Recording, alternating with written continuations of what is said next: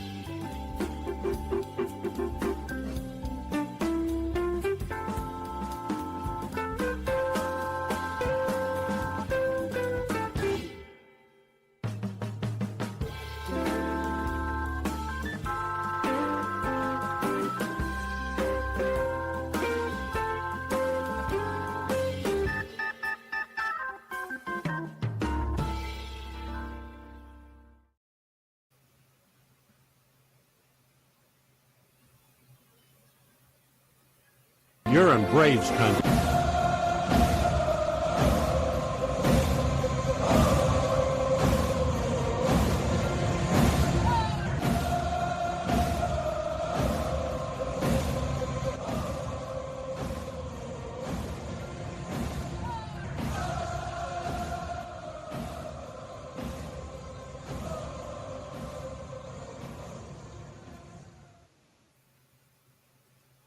Like me, you can't smoke like me. So don't try and be like me. Let's party together.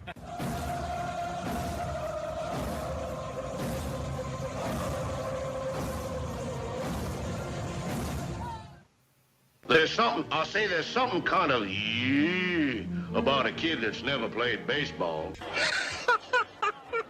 We have been hoodwinked, bamboozled, and flat out deceived. Why did you get so drunk?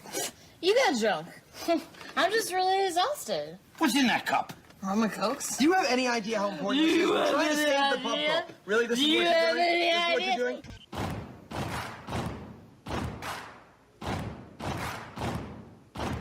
Baseball is a beautiful thing. It's more beautiful in an old park. It's asymmetrical and quirky. But even in a dome with artificial turf, it's beautiful. The way the field fans out, the choreography of the sport, the pace and rhythm of it, the fact that that pace and rhythm allows for conversation and reflection and opinion and comparison. In right field, the crowd is tormenting Strawberries, singing, Darryl, Darryl. Little roller up along first, behind the man. It gets through Buckner. Here comes Knight, and the Mets win. And there's a fly ball deep to left. It's on its way. There it goes. And the Yankees are going to the World Series. Aaron Boone. Ground ball stabbed by Folk. He has it. He underhands to first for the first time in 86 years. The Red Sox have won baseball world championship. Can you believe it? It's a pastime. Something you do. It's entertainment, something you watch, and it's a shared experience, something you talk about and read about. But you can apply those same three criteria to other things. What makes baseball special is that it's the best game that's ever been devised. Smith corks one into right down the line. It may go. Go crazy, folks. Go crazy. Sure as God made green apples, someday the Chicago Cubs are going to be in the World Series. A little bouncer slowly toward Bryant. He will glove it in front of Rizzo. It's in time. And the Chicago Cubs win the World Series. Cubs win. What a lucky can you not be romantic about baseball? If baseball is about caring, about loyalty and rivalry. Braves fans are on their feet hoping for some kind of a bleeder or a seeing-eye single. Here's the 1-2 pitch. Fastball hit high and deep down the right field line. It's going back, back, back. Is it fair? Is it zip, boom, bam, it's gone! Ram-a-lam, ding-dong, a 3-run shot, and your Atlanta Braves have taken a 1-run lead. A banger, and she's gone, baby. There's a very peaceful thing. It was created and played in pastures and meadows. There's grass, there's outdoors, there's everything that people thought was American and feel about America you get in a ballpark. And it's the wonder of walking through that dark tunnel and seeing a huge open space where men play the little boy's game.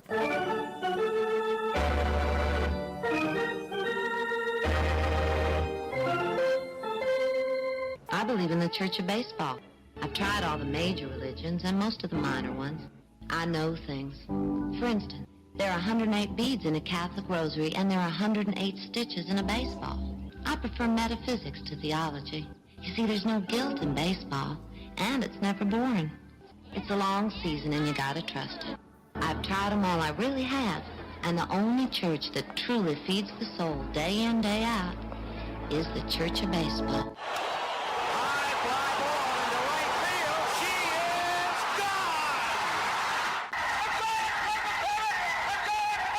Swung line drive left field. 1 run is in. Here comes Reed. He's the throw to the plate. He is safe. You're in Braves country. If there's a bigger thing going on right now, I don't know what it is. We're down to 1 strike here. Gurriel, the last hope for the Houston Astros. Here's the 0-2 pitch. Swung on, bounced over to Dansby. Dansby fires it over to first, and here comes the dog pile. Fire the cannons in the battery. Do the chop all throughout Braves country. Pop that top. Your Atlanta Braves have won it all. Ladies and gentlemen, welcome. We direct your attention now to home plate. Please remain standing. We call your attention to our bands here today. They will be jointly directed.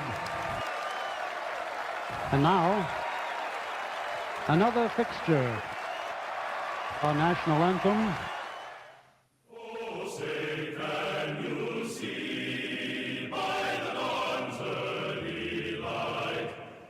So proudly we hail at the twilight's last gleaming, whose broad stripes and bright stars through the perilous fight, o'er the ramparts we once were so gallantly streaming, and the rockets' red glare, the bombs bursting in air, gave proof through the night that our flag was still there.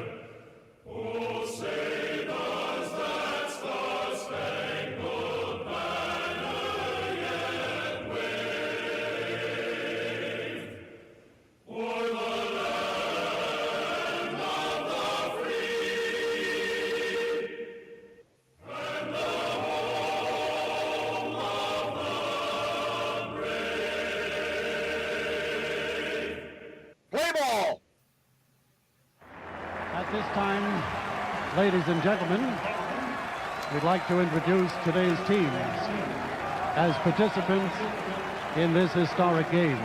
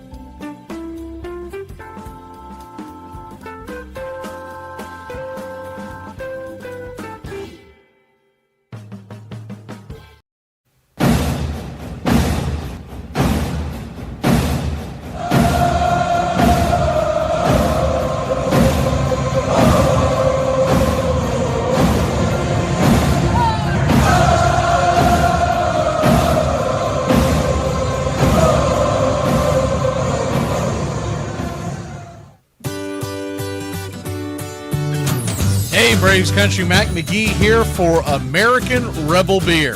America's Patriotic Light Lager, all natural ingredients. Stand tall, be proud. The perfect beer to celebrate life, liberty, and your pursuit of the American dream. America's Patriotic Light Lager, offering a crisp, clean, bold taste. The perfect beer to celebrate life, liberty, and your pursuit of the American dream.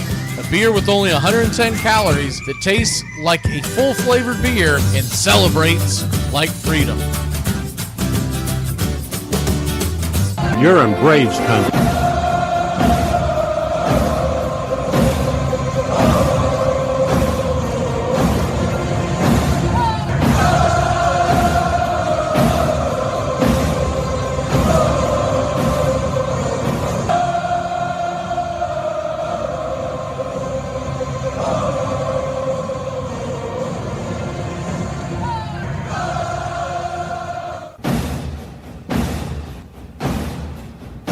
Good afternoon, Braves Country. Welcome in as we get going here on a Tuesday, and the Braves are about to take on the Washington Nationals. First thing I want to throw out here, just looking at the weather, Wednesday does not look good. It does not look good at all. Pretty much rain is forecasted for the entire day. So I hope that they get out in front of it, and I hope Washington gets out in front of it much better than Atlanta normally does, and goes ahead and calls that game tonight into the early morning, and just go ahead and schedule a double. It looks like you could get a doubleheader in on Wednesday, and maybe with the first game being scheduled for 6:45, maybe make the first, already a game scheduled at 6:45, which would technically be game number 3 of the series. Maybe you go ahead and you make the first game of the series. You can either do a true doubleheader and start it around 1. It'll make it a little more difficult for us to get back here and do the game, but I think I can get it done. Or maybe they play it smart, and they're usually pretty good about this. Maybe they do it like around 3, 4 o'clock in the afternoon so that their fans can get to the stadium and enjoy the doubleheader. But I just don't see how in the world at this point that they're going to be able to get that game in on Wednesday night. So put that aside. Right now, who is scheduled for Wednesday night? It's A.J. Smith-Shawver. Wouldn't really change your game plan. The only thing that could change, because you don't have a day off until Monday, is that they may or they may not decide to bring a starter up, because it messes up your rotation. So in other words, you would just bump everyone back a day. Shawver would go Thursday night. Sale would go Friday night, as opposed to right now he's scheduled to go Thursday. Right now you're supposed to go Strider today. It's Spencer Strider Day, then AJ, then Sale. If they go into that doubleheader on Thursday, assuming that's when they make up, and they may decide to make it up down the road, I don't know. But let's say they decide to make it up the next series that they do have one more series they'll be playing in Washington, so maybe they want to give fans time to get ready for that doubleheader. Maybe they'll make it a true doubleheader. But if they decide to play it on on Thursday, what you could do is bring up someone like a Dylan Dottie, be long relief. Basically, Scott Blewett, could help pave the way towards the back of the bullpen, et cetera, et cetera.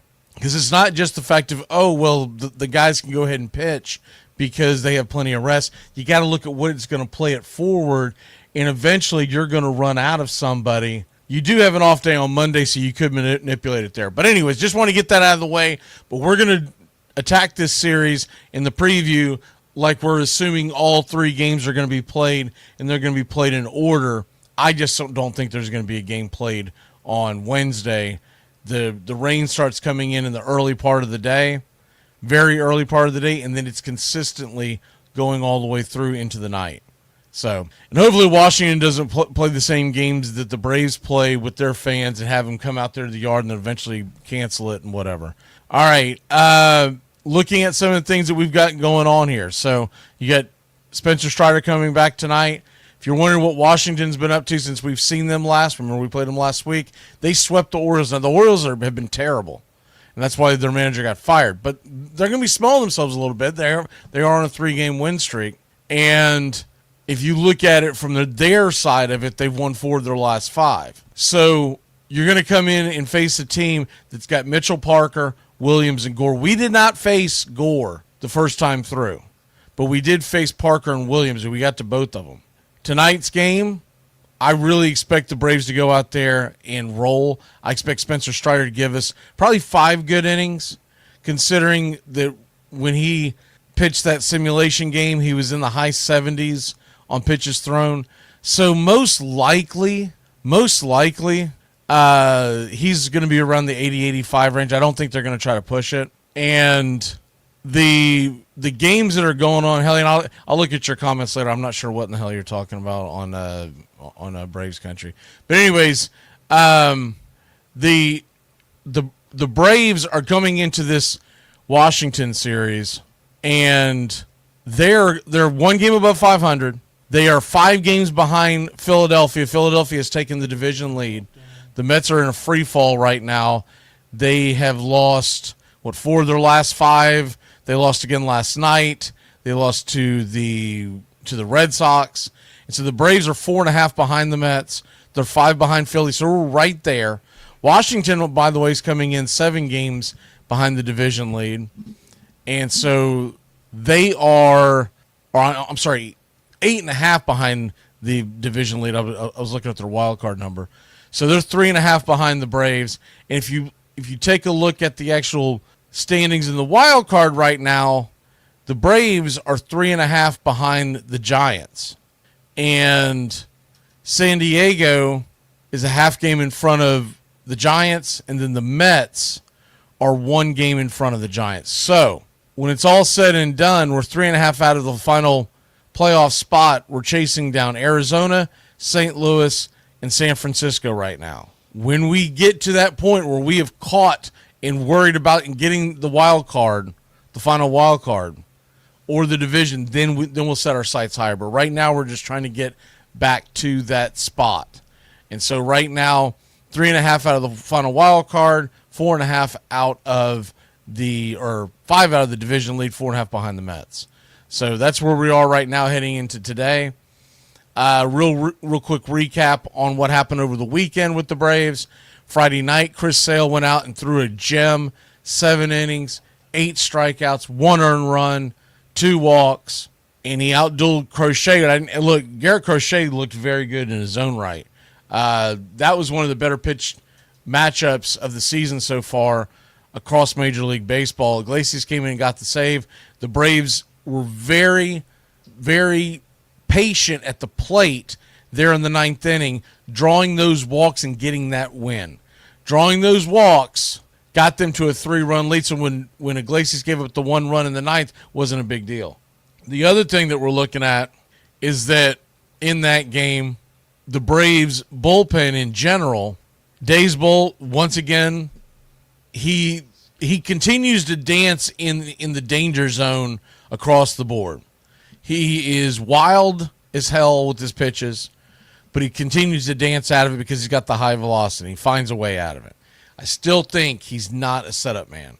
I still think he belongs on the roster, but I still believe that he's a 6th inning guy, a 7th inning guy. He has not gotten his control problems under wraps, and that is going to be an issue. But I do believe that the Braves are going to go very heavy in the reliever market at the trade deadline. I don't believe that the starting pitching at this point is the top priority. Right now, it's the relief pitching. They're going to want to get some better guys out there. And could we see Craig Kimbrell join the team in the very near future? That is a distinct possibility. We could see him tonight, and they haven't announced anything so far.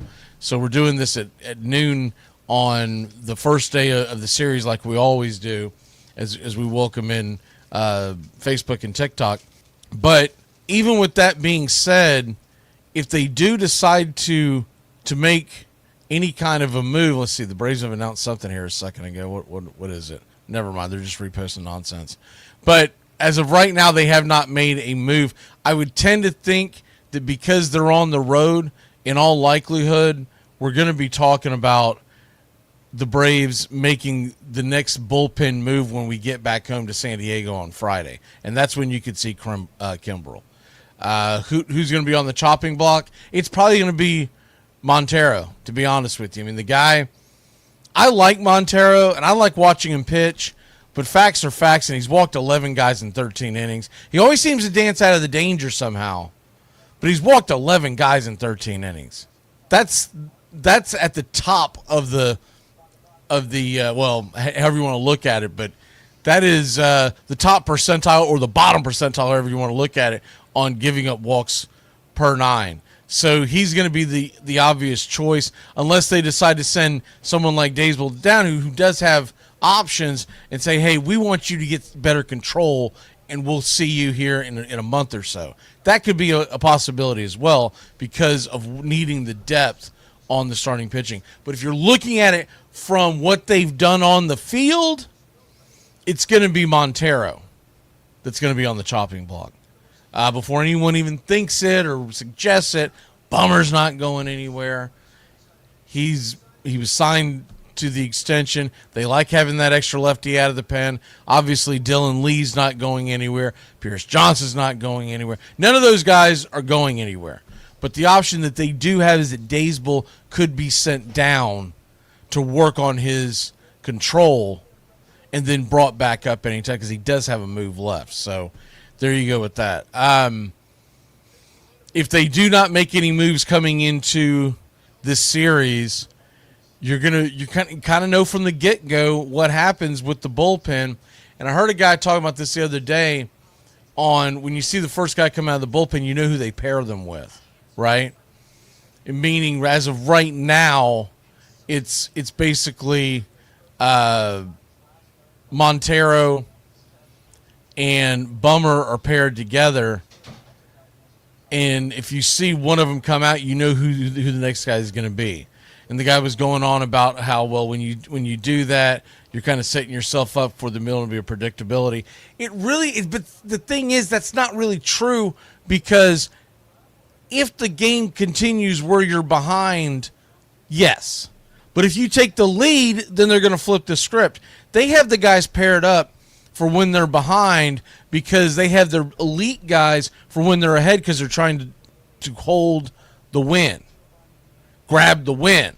But if your bats wake up and let's say it happens tonight and you're down by 2 and you see, we'll just say Montero come out of the pen, it doesn't mean Bummer's automatically coming out because in the next half frame, the Braves could put up 3 or 4 runs on the board. They grab the lead, and then you could be talking about switching it up and going from there. But the bullpen right now, it's shaky to the point where you don't have a ton of depth. But they've done a pretty good job. They're middle of the pack right now. Remember, at the beginning of the season, they were at the very bottom of the league. But they've done very well the last month. And that's one of the reasons why the Braves have been able to jump up there to the lead, to the one game over 500 is what I'm trying to say. Now, if you go to Saturday night's game, that's where it kind of imploded. Saturday night's game, Braves had a good lead. We were up 6-2, and then Bummer came in. He gave up 2. De Los Santos came in. He didn't give up any, but he left ducks on the pond. Montero came in, and they asked him to pitch that inning, and then it was the next inning where he left guys on, and he was charged with 2 runs. And PJ ended up finishing it out, but remember, he came in to finish out the inning that Montero couldn't finish. So he didn't go into the bottom of the 9th inning before he gave up that solo shot to Rafael Devers to win the game. He went in there with the Braves with the idea that when you have a 6-2 lead, yes, your bullpen should hold it, but also the Braves had a lot of opportunities, but they did not take advantage. They left a lot of ducks out on the pond. They left a lot of guys out there over the last few innings, and we talked about this during the game. And as they were falling apart, we talked about this during the game. That bandbox that they play there in Boston, you cannot rest on your laurels and say, we have 6 runs, that should be enough to win in this place, because it's not quite Coors Field on a July afternoon, but damn, it's close. You've got the short porch over in right field right down the corner. You've got the ridiculously short porch but high wall where you can play pepper off it in the Green Monster. And then you have the deep cavern down towards almost dead center field at 420. So it's a strangely designed place, and a lot of your older stadiums are like that because they put stadiums in where they would fit. They did not worry about anything else. They were trying to slam them into certain neighborhoods so that it was very accessible. So there you have that. But when you're in a place like that, and I was watching the Mets Red Sox game last night, and I kept expecting the Mets to come back. It blew my mind they didn't come back. The pitcher they had on the mound, he only went, I think, 4 innings. But their goal was to get him through the lineup 2 times through the Mets lineup. He did it. But they were halfway through the lineup the second time when the Red Sox announcer mentioned he didn't have a swing or miss the entire time. So he was relying on his defense to make plays, and we know that Mets offense, the Mets overall team, you can poke holes at, but the Mets offense, especially the top of the order, is lethal. And so I was very surprised that they didn't choke that away. They ended up bridging it to the back of their bullpen. The back of their bullpen, we didn't really see it because we had leads Friday, Saturday, and Sunday. But the back of that Red Sox bullpen, it's pretty darn good. And that's why it's imperative to get these early leads because teams will punt. They will punt and say, well, we're not going to get this one, live to fight another day. We're not going to get this one, live to fight another day. And you're not playing for them for an entire week. You're playing for a 3-game set, and you have to look at where they are. Now, the Nationals should be coming in very ready.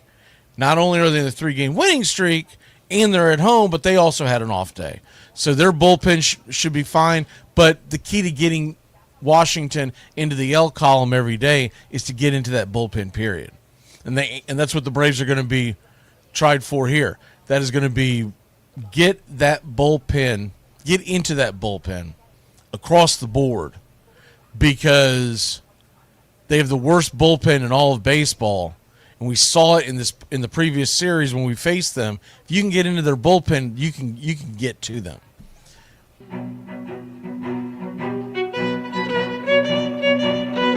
Hey, Braves Country, Mac McGee here for American Rebel Beer. From the mountains to the prairies to your pint glass with white foam, we're bringing back beer with a backbone. All that matters in our brew is taste and a touch of American excellence. American Rebel Beer, born in the USA.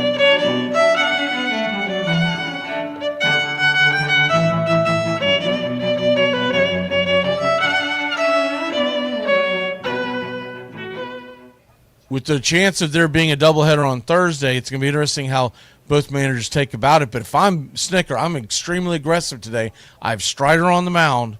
I most likely have an off day tomorrow. I don't give a damn what it takes. Get this W. And then if you end up with a doubleheader on Thursday, whatever, you'll figure all that out because the good news is you only have 6 games until the next off day. It's not like the 17 that we just endured. That was the big key on Saturday's game, and then Sunday's game, the Braves batch just came out and started raking. We scored 2 in the first.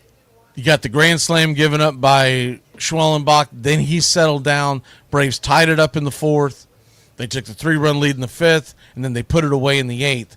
And had we had gotten that 6-run lead a little earlier, I don't think you ever would have seen Dylan Lee go out there. But they'd already gotten him hot, as they say, meaning ready to go into the game. And so he was already up and at him. They went ahead and got him a day of work, especially with the next day being the off day. So then Blewett came in for the final inning. But had the Braves had that big lead, most likely Scotty B ends up going the last 2 innings. Not a big deal one way or the other because you don't want Lee to get rusty. But remember, he wasn't considered available for the Saturday contest, and most people believe that it was because he got up and got stretched out in the back of that bullpen. You couldn't really see it, but I do believe I saw Dylan Lee at one point up moving around on Friday's game. And so even though he didn't come in and participate, if he got what they call hot, that's why I talk about it all the time. If the Braves are not in a safe situation, I don't like them seeing them get Iglesias up because even if you don't see him, they still jot that down and count that as a day of him working, which means it's going to affect it later on down the road. But this series, is going to come down to the starting pitching when it's all said and done. I mean, right now, if I hate that they're calling for rain on Wednesday, because we have the pitching advantage across the board in this series. When you look at this series and you look at the fact that we have Strider versus Parker, check mark Braves.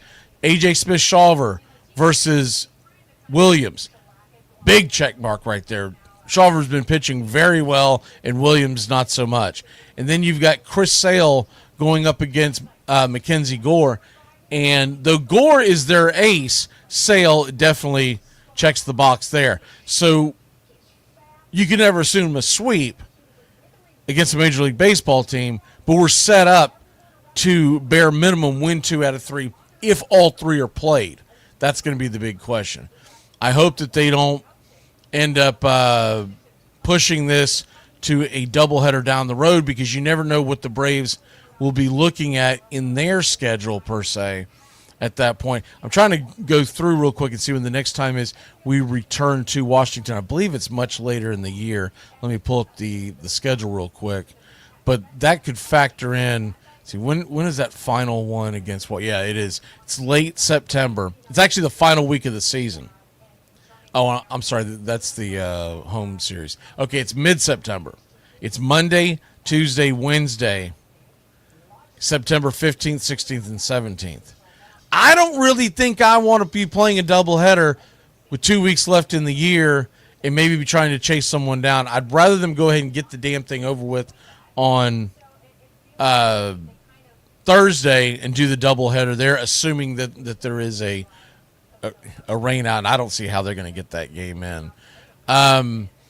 Anyways, looking at that and looking at this series, I obviously really like our chances to not only win this series, but if they play all 3, we got an outside chance of a sweep. But to do that, we're going to have to play very good baseball, meaning offensively. I like some improvement we saw over the weekend. Pretty much, to a man, they did a great job of getting into the bullpen, working the pitch count up.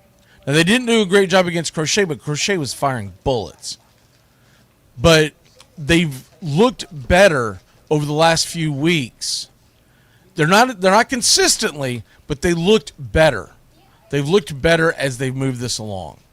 And so Atlanta is coming into tonight, once again, a game over 500, and we start the series. Now, remember, these are 6:45. I want to make sure that everybody's aware of that. It's not your typical 7:05, 7:10 on the road, 7:15 at home. It's a 6:45 start. It's a little earlier, so we'll get going pretty early in the we'll probably get this thing fired up around 6 p.m. tonight. And if you're not in the country club and you don't catch it on one of our other outlets, we do play the audio replay on the pregame show before first pitch, which will obviously be tonight. I'm gonna take the Braves in a sweep. Now that's assuming we play all 3, and that's assuming they don't change the pitching. If we have Dylan Dodd come out in game 2 of the series on a Thursday afternoon, all bets are off. But if it's Strider, if it's Shawver, and if it's Sale against the starters we just mentioned, we have an outstanding chance to get a sweep, and I never say that, especially on the road. But this team is starting to click, and the other big thing that I did want to mention before we jet on out of here is it looks like we could be seeing Ronald Acuna Jr. much earlier, much, much earlier. I think we could see him as early as Friday. All right, now let me hit some of these questions and comments. Charles says, do you feel that Acuna will be a mental morale boost? Oh, absolutely. I mean, he's the straw that stirs the drink. See what else do we have here. Max Fried is a New York Yankee, Hillian. In fact, good chance we see him in the first series coming out of the All-Star break, because we'll be playing the Yankees on a rested Yankees team. You would think Max Fried pitches that Friday night. They could, if he ends up in the All-Star game, and it looks like now that he would, they could end up bumping him back till Saturday or Sunday, but we should see him in that series across the board. And what else do we have here? Let's see. I don't know what all this is about. Getting questions. I don't know. They're very, very random, so I have no idea what Hillian is talking about. Always talking about Travis d'Arnaud for whatever reason. And let it go. He's not a Brave anymore. Let it go. He's an angel. All right. Let me see what else we have here. If we got any questions or comments on any of the other applications. I don't see any per se, and the ones on TikTok vanished very, very quickly. So if you got any questions or comments, throwing them on the screen. If not, I'm going to try to get out of here. The Braves start this series tonight at 6:45. It's Spencer Strider Day. What do we expect for Spencer Strider? I would suspect we're going to see Strider around the 75 to 85, probably we'll say 80 to 90 pitch limit. I don't think they want to get him above 90 when he's first coming back like this. His arm's fine. It's the fact that putting that wear and tear and the more tired a pitcher gets, especially if he is favoring that hamstring, and he shouldn't be because they've babied it. But if he is starting to favor something, you could put wear and tear on the arm. So I think they're going to try to get him through 5 innings, 85 to 90 pitches, whichever comes first. And if he ends up with a high pitch rate, and he can do it, he ends up with high pitch rates all the time because he's a strikeout pitcher, and he tends, from time to time, he'll have outings where he's all over the damn place, and if he's at like 80 pitches through 4 innings, that's it. Goodbye. They're not going to bring him back out because they don't want to risk. And if he goes out there and gets injured, that's the first damn question that Snicker's going to get coming into the postgame, and he knows it, so he's going to try to avoid all that. I think so. And with that, for those of y'all in the betting market, when you see that Strider's over/under is 5.5, and I'm not telling you to take the under, but be cautious of that over because though Spencer Strider could get 6 strikeouts in 2 innings. But this is a decent national offense. And if he gets into that high pitch count, there's a very good chance that you're going to shut him down. I think you're actually better betting the under on his earned runs because first sign of trouble, they're going to go yank him. But right now, I think the over-under is 9.5. Considering that they have Parker, we have Strider, I would lean to the under, but I honestly wouldn't touch it one way or the other. I would probably take the Braves on the run line if you're looking on the betting side. All right, y'all, we're going to get out of here. We'll see you, was it Friday at noon for the Padres series, and hopefully we'll be coming off of a sweep or at least a win of the series against the Nationals. And just to put a cap on it, I'd be shocked if they play on Wednesday.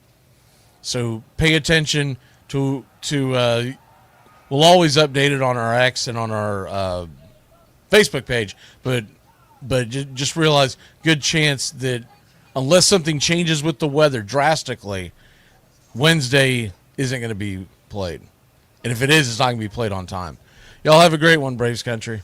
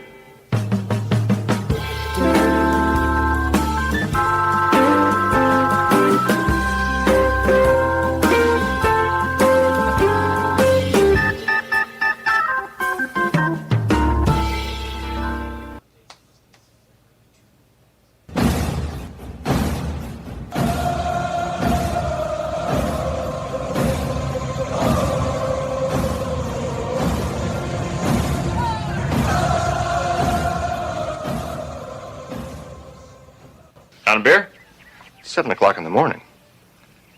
Scotch? Hey, howdy, hi, and how the hell are you? Pull up an armchair, girls and boys, and join us for Braves Country Baseball. You're listening live as the Braves are on the road, and we're set to bring you pitch by pitch, play by play of your Atlanta Braves. Hi, I'm Mac McGee. Here's your starting lineups for today's action. Leading off and playing left field, it's Alex Verdugo. 9 RBI, 1 stolen base, batting .264. Batting second, playing third, Austin Riley. 8 home runs, 28 RBI, 2 stolen bases, batting .287. Marcell Ozuna, batting third, the designated hitter. 8 home runs, 22 RBI, a .267 average. Matt Olson, batting cleanup and playing first. 9 home runs, 25 RBI, a .240 clip. Sean Murphy, batting fifth and behind home plate, with 8 home runs, 18 RBI, batting .232. Batting sixth and playing second, Ozzie Albies. 5 home runs, 17 RBI, 5 stolen bases, batting .225. Eli White, batting seventh and in right field. He has 2 home runs, 12 RBI, 5 stolen bases, batting .284. Batting eighth and patrolling center field for your Atlanta Braves, it's Michael Harris II. 3 home runs, 26 RBI, 7 stolen bases, batting .222. And Nick Allen is batting ninth and playing short. 10 RBI, 6 stolen bases, batting .260.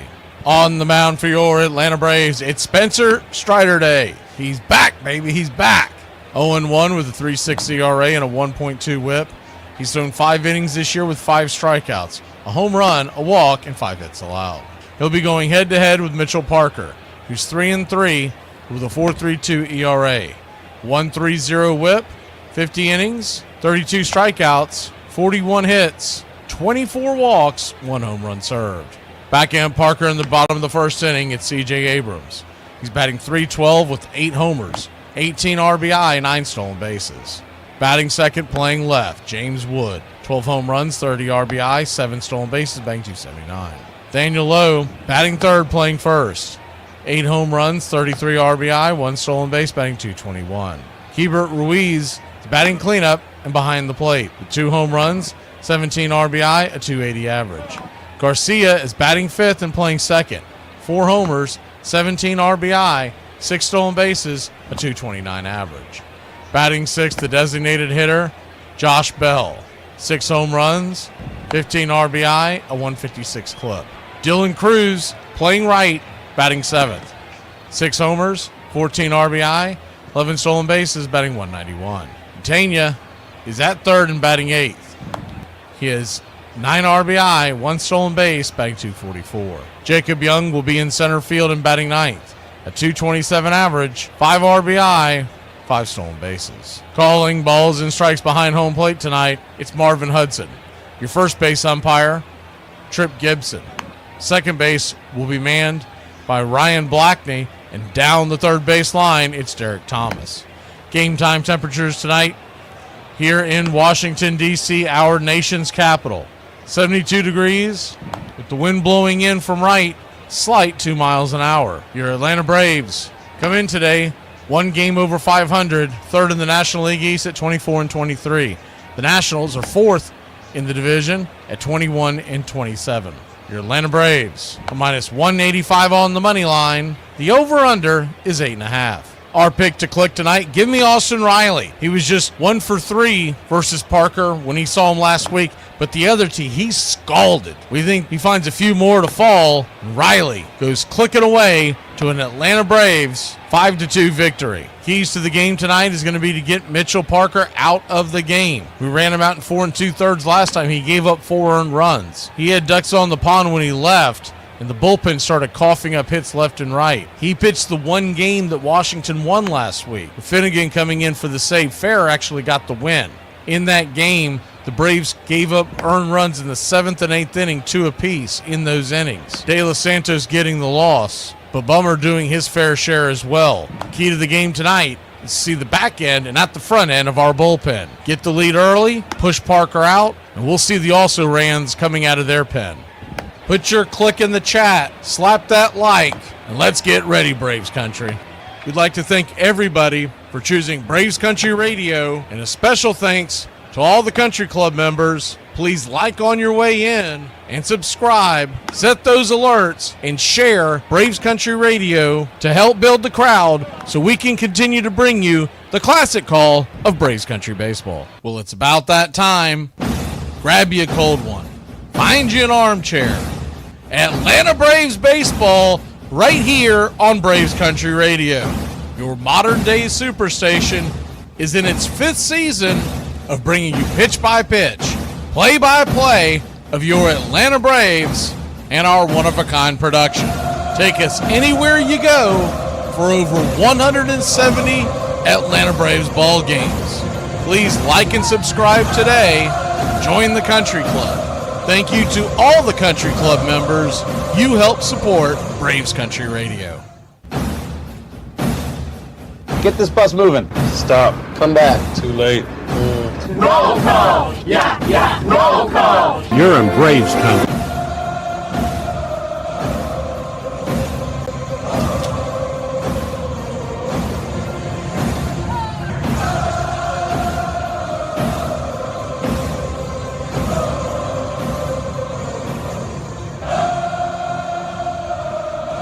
Oh, baby boy!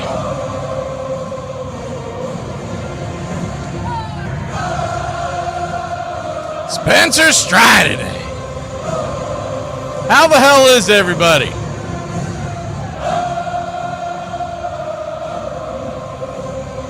See who we have here in the chat today.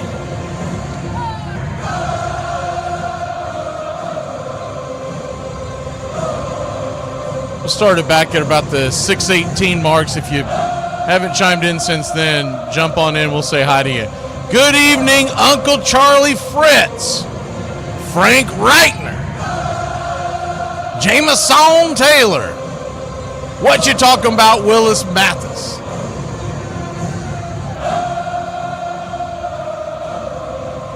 Hillian.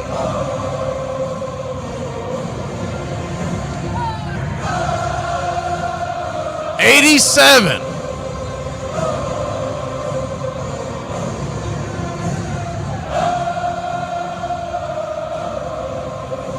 '52. Nobody has names anymore. World Drummer. The Real McCoy.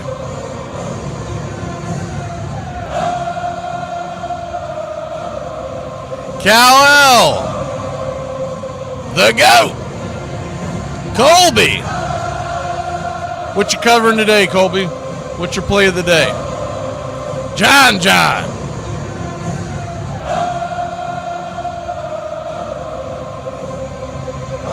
Adam Westbury. Nathaniel Brooks.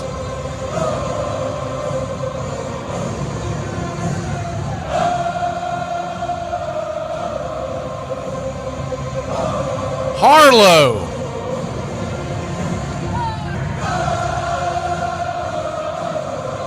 And the SS Dub.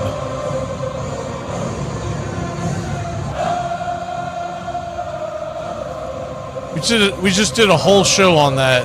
When is Acuna coming back? Try to keep up. All right. We're just about set for pitch-by-pitch, play-by-play of your Atlanta Braves.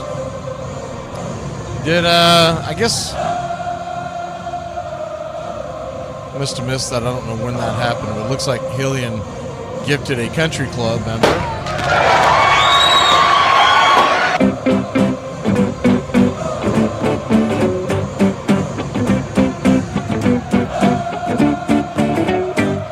Trying to scroll up. Oh, here it is. Brandon Smith, welcome to the country club via Hillian.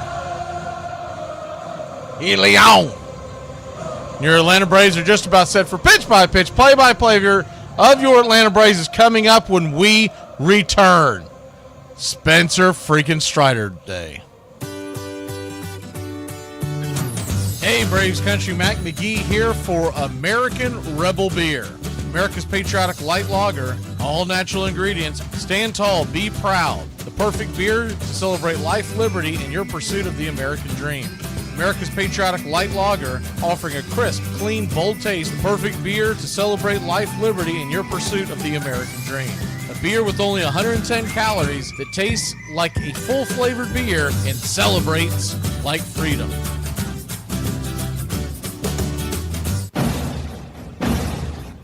Hey Braves Country, this is Mac McGee with Braves Country Radio.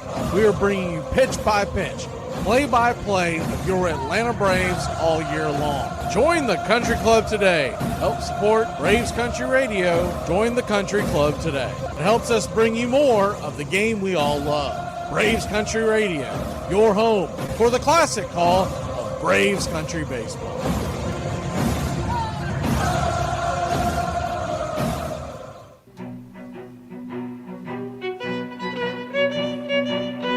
Hey Braves Country, Mac McGee here for American Rebel Beer. From the mountains to the prairies to your pint glass with white foam, we're bringing back beer with a backbone. All that matters in our brew is taste and a touch of American excellence. American Rebel Beer, born in the USA.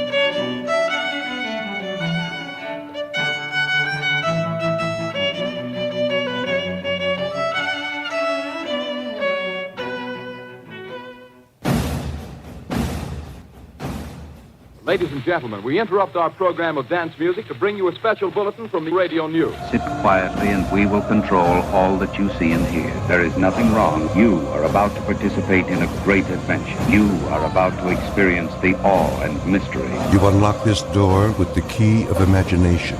Beyond it is another dimension, a dimension of sound, a dimension of sight, a dimension of mind. You're moving into a land of both things and ideas. You've just crossed over into Adventures in Time and Space. We offer you Braves Country Radio, your home for the classic call of Braves Country Baseball. Hi, folks. Join us now for another Braves ball game. Yes, sir. This is the one we've been waiting for. This is it. This makes you feel like it's spring and baseball. No more measles and free tickets to the circus. You're in Braves Country.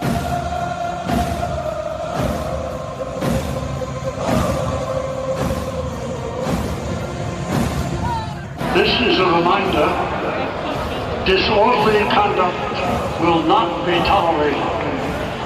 Please respect your fellow fan and refrain from any unruly behavior. Failure to comply with these guidelines will result in ejection.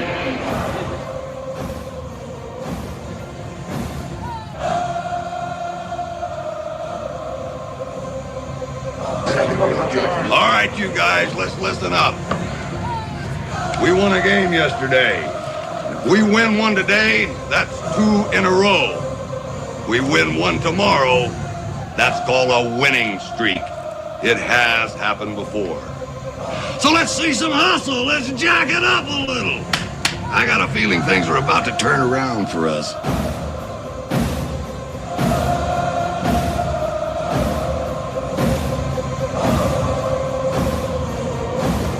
All right, Mark, Ricky, Ricardo, Edward, Spry, we got you going now. And see, who else did, I think we missed one other person. Or I didn't miss him, but I saw him jump in the chat a second ago. Kenny Hansel, good to see everybody.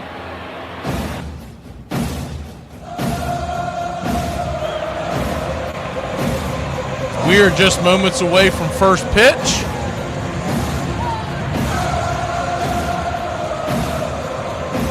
Not sure how I missed Spry and Mark, Ricky, Ricardo. But the screen did do some funny things earlier, so I don't know if it jumped on me or I usually when I'm scrolling like that, it's easy to miss a name or two. That's why I started going back about 15 minutes before I jump on, because to go back through the entire thing when the feed first starts, especially when it's a long feed like right before the pregame show, doing the pregame show on it can easily be missed. The Braves are going to be wearing their home grays. Atlanta across the chest, in red outlined in navy. Tomahawk underneath the same with yellow striping near the head of the tomahawk. Piping, also red and navy. Navy ball caps and the white A representing the city of Atlanta. Numerals on the back are in red and outline in navy, and the names are in navy. Nationals are wearing their traditional home whites. Nationals across the chest in a very dark blue, outlined in red ball caps with the Walgreens symbol on the top in white. We're just about set for pitch-by-pitch, play-by-play of your Atlanta Braves. Spencer Strider getting high fives and handshakes in the dugout as he get ready to go to work for the first time since early April. It'd just be his second start of the year. Everyone needs to quit shaking his hands and let the man get ready. We are just about set, and yes, sir, it is baseball time in Braves country. First pitch on the way is high and out of the zone to Alex Verdugo. It's 1-0. Lefty-lefty matchup to start it off, so it is interesting that they did go with Verdugo anyways at the top of the lineup with a lefty on the mound. The 1-0. Four-seam fastball right down the pipe. 1-1. Verdugo batting .264, but not doing well against left-handers. 1-1 to Alex. Kicks and fires in the dirt. 2-1. I'd say one of the problems, you may wonder, like, well, why is he so low? I'd say the number one reason is because Eli White was given a chance against the lefty the other night, really didn't do anything at the top of the order. I still think that's a small sample size of the 2-1. Chopped over towards third. Tania has to make a stretch, turn, spin, fire it to first, and it's a 5-3 put out, one away.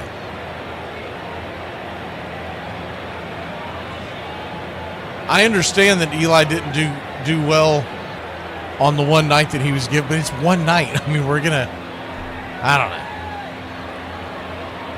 But I guess if he's going to be in the lineup, that's where they're going to put him. So that's the other argument. So I do get that.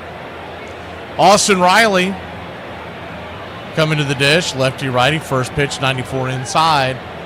It's 1-0. Hope y'all enjoyed your day off of Atlanta Braves baseball. Got a lot of stuff done. I hope you did as well.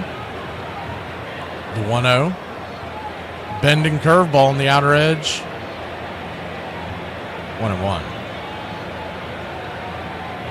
1-1 count. Riley batting .287.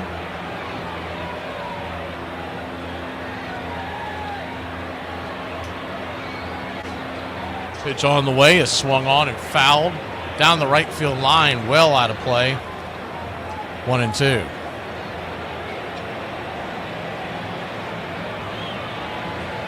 Marcell Ozuna stands on deck with the left-hander on the mound. They've been flip-flopping Ozuna and Olsen in the 3-4 spots. The 1-2. Down and in. Good take. Four-seam fastball well inside. 2-2.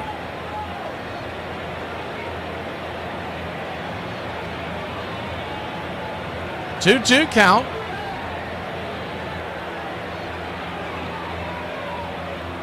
Pitch on the way. High and out of the zone. Splitter.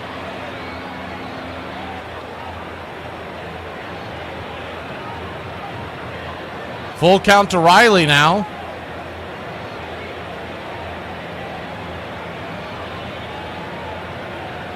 The payoff pitch. Swing and a miss, strike three. Curveball off the edge. One away. Good pitch by Parker. Riley way out in front of that. Sitting on the hard stuff with 2 strikes. Just out in front of that. So that'll bring Marcell Ozuna to the plate.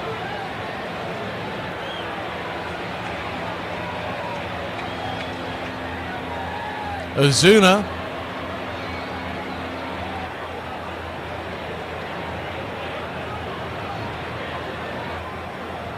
lefty-righty matchup.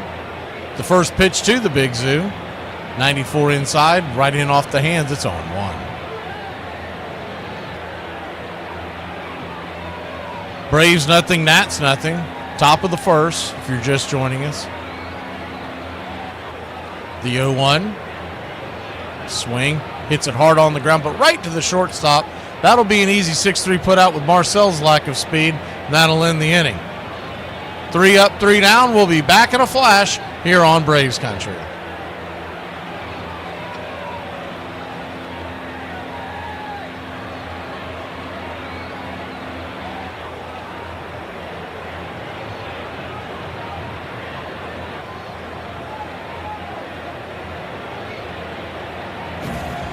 On this date in 1875, in front of a record crowd of 10,000 fans at the Hartford Ball Club grounds, the visiting Boston Red Stockings, later known as the Braves, and were 16-0 on the year, beat the Dark Blues, who were 12-0, with a final score of 10-5. Mark Twain attends the National Association contest and offers a $5 reward for returning his English-made brown silk umbrella pilfered at the game by a small boy when the famous writer stood up to cheer for the hometown team. On this date in 1929, in a doubleheader played at Philadelphia's Baker Bowl, the Dodgers and the Phillies combined to score a record 50 runs when the visitors outlast the home team 20-16 before dropping an 8-6 decision in the nightcap. Brooklyn's Johnny Frederick crosses the plate 5 times in the opener, giving him the major league mark of scoring 8 runs in 2 consecutive games. And on this date in 1942, night games in New York City are banned for the duration of World War II, leaving fans in the dark about the status of the All-Star game scheduled for the Polo Grounds on the evening of Monday, July 6th. The prohibition of night games, announced by the New York City Police Commissioner Louis Valentine, will change the starting times for 28 contests involving the Brooklyn Dodgers and the New York Giants.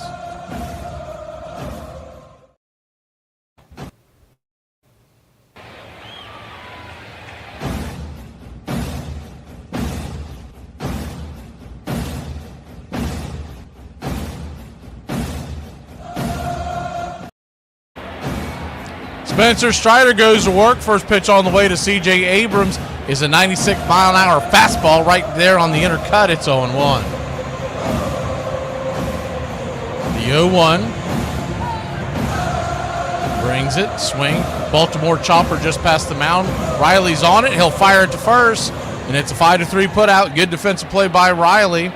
So he had to make that throw on the run. 1 away. 1 down. That'll bring James Wood.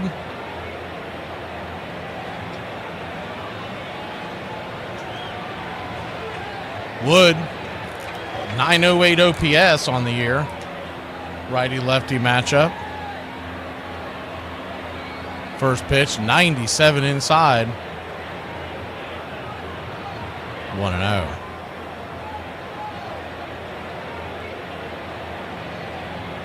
The 1-0. 97, do you go around? They check down the line. He did not.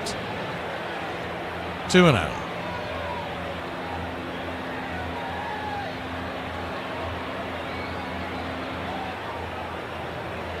Two-0 count. Slider misses well inside, slow bending slider, almost a curveball. 3-0.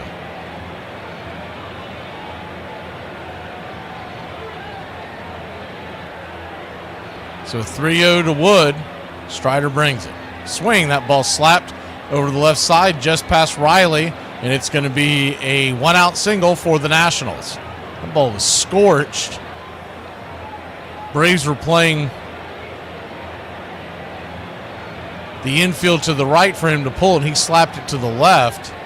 Riley over there essentially playing shortstop position for a third baseman. And, well, he looked like it. He looked like a third baseman out there playing shortstop. That was a hard hit ball, though. A very good shortstop's going to have a hard time with that one. Daniel Lowe, the batter, first pitch, 96 inside. It's 1-0.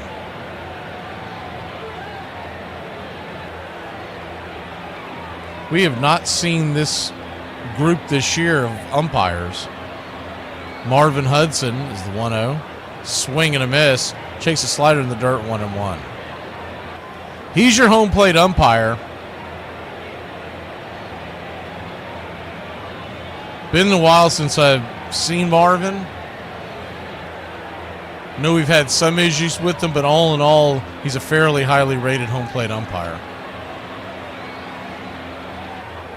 The 1-1. Slider drifts in. He is not placing that slider at all this inning. 2-1. 2-1 count. Low with 8 home runs on the year. 221 average and 33 RBI. The 2-1 swing, chops at, just rolls foul down the third base line. Thankfully, if that ball stays fair, it's going to be an infield single.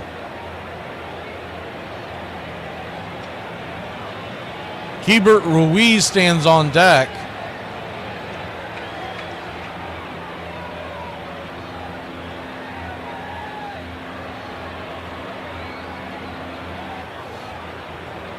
The 2-2 pitch, swing, hits it hard on the ground and through the hole, and that's going to be a single for Lowe. Here comes the throw from White. He sends it to third, but it'll get cut off by Allen. They've got runners on the corners and just one away.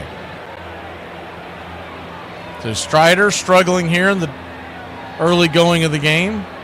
Kind of expected against a pretty good Washington offense, and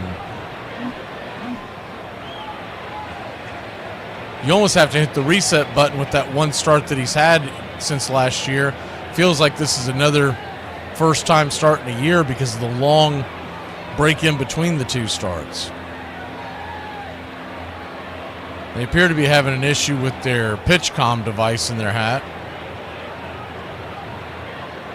Ruiz stands in, righty-lefty matchup. Good hitting catcher, batting .280. First pitch, swing, chops the slider back behind him. It's 0-1.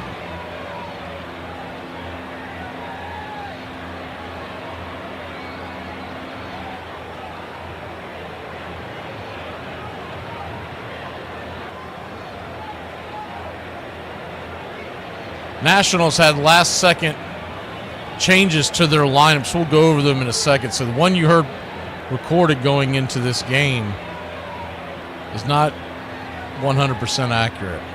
The 0-1 swing. That ball's laced down the right field line, and that's going to be a run. This goes up against the wall. Easy swing at that weak slider that he's been throwing in this inning, and it's 1-0 Washington. Not sure why Smurf has fallen in love with calling that pitch, but that thing is just, it's really a slow curveball, and it doesn't have a lot of bite to it. That was really a cement mixer. Thankfully, it was a lower in the zone. If it's a little higher, that ball goes out.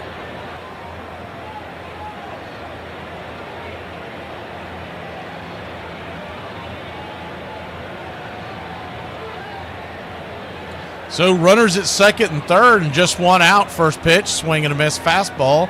Here you go. It's 0-1. Garcia, the batter. Luis Garcia, the second baseman. The 0-1. Righty-lefty, brings it. Swing, fouls it away, 0-2.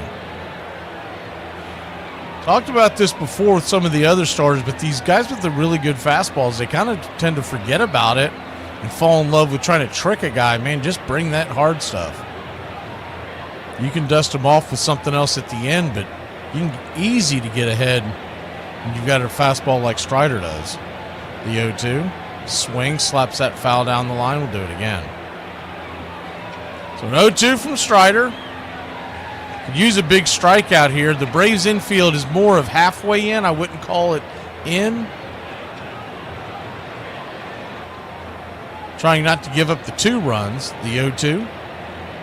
84 at the knees. A better frame by Smurf gets that a strike called. He pounds himself on the knee. I think he knows it. The 1-2. Swing, that ball's laced, and that'll score at least 1. Here comes the throw from Eli. 2-0 your score. And they'll go station to station. And Strider struggling. Still got runners on the corners and just one out. Another hanging cement mixer that they're able to just slap into right field.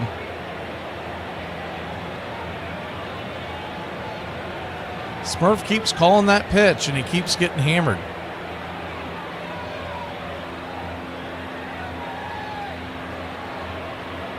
Runners at the corners. Just one out. You do have the slow-running Josh Bell coming to the plate. So if you can get one on the ground here, you can get a double play to get you out of the jam. But they haven't gone out there to talk to Strider. So here we go. First pitch on the way. Fastball right there for a strike. It's 0-1.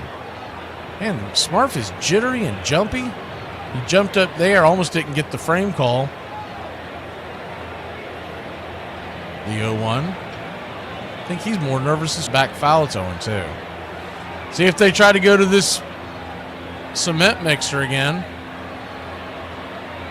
It's plated 2 runs so far. Nats 2, Braves nothing. The 0-2 to Bell. They set up outside. Here's the pitch. In the dirt, nowhere near the zone, rolls to the backstop, and that will score a run. That cement mixer went into the dirt, and the Braves trail 3-0.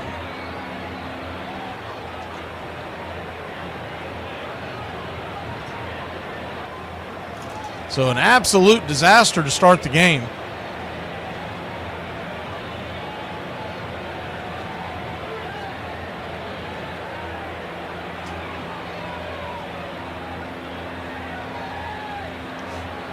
So here you go. Runner at second, 1 out, 3-0 your score. The pitch, fastball, swing and a miss, strike 3. Got his first strikeout of the game.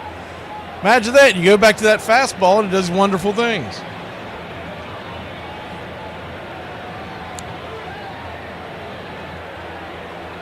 Two down. That'll bring Alex Call to the plate. Call, who has never seen Strider in the lineup. Righty-righty matchup.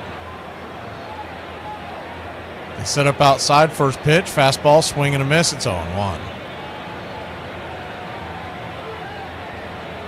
The fastballs look pretty good tonight so far. It's been the off speed and the reluctance to stay away from that slider. The 0-1, runner goes. And Strider is going to run him down and tag him. That'll end the inning. I'm not sure what in the world was going on there in the mind of Garcia. He took off. When Strider came set, he took off. And Strider looked around like, what the hell? So he just ran him down. We'll be back in a flash here on Braves Country. Your Atlanta Braves trail early in the crooked number. It's 3-0. This portion of the show is being brought to you by Ed's Almost Good Beer. Remember, Ed's Almost Good Beer was brewed in God's country when God wasn't looking. Hey, Braves Country, this is Mac McGee with Braves Country Radio. We are bringing you pitch by pitch, play-by-play of your Atlanta Braves all year long. Please like and subscribe today. It's free, and it helps us bring you more of the game we all love. Braves Country Radio, your home for the classic call of Braves Country Baseball.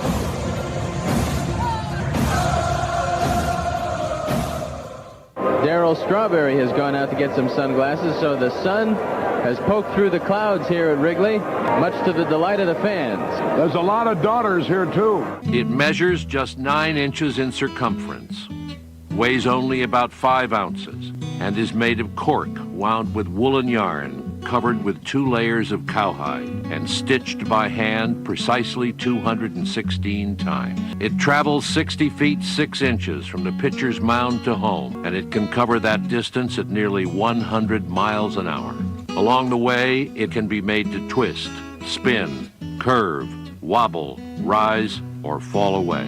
The bat is made of turned ash, less than 42 inches long, not more than 2 3/4 inches in diameter. The batter has only a few thousandths of a second to decide to hit the ball.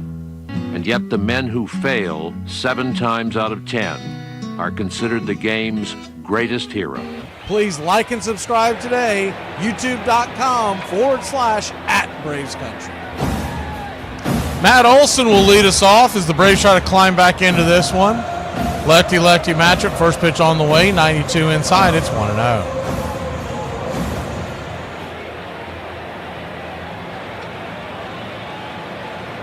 The 1-0. Olson batting .240 on the year. 9 home runs, 25 RBIs, excuse me. 92 right there on the intercut. It's 1-1.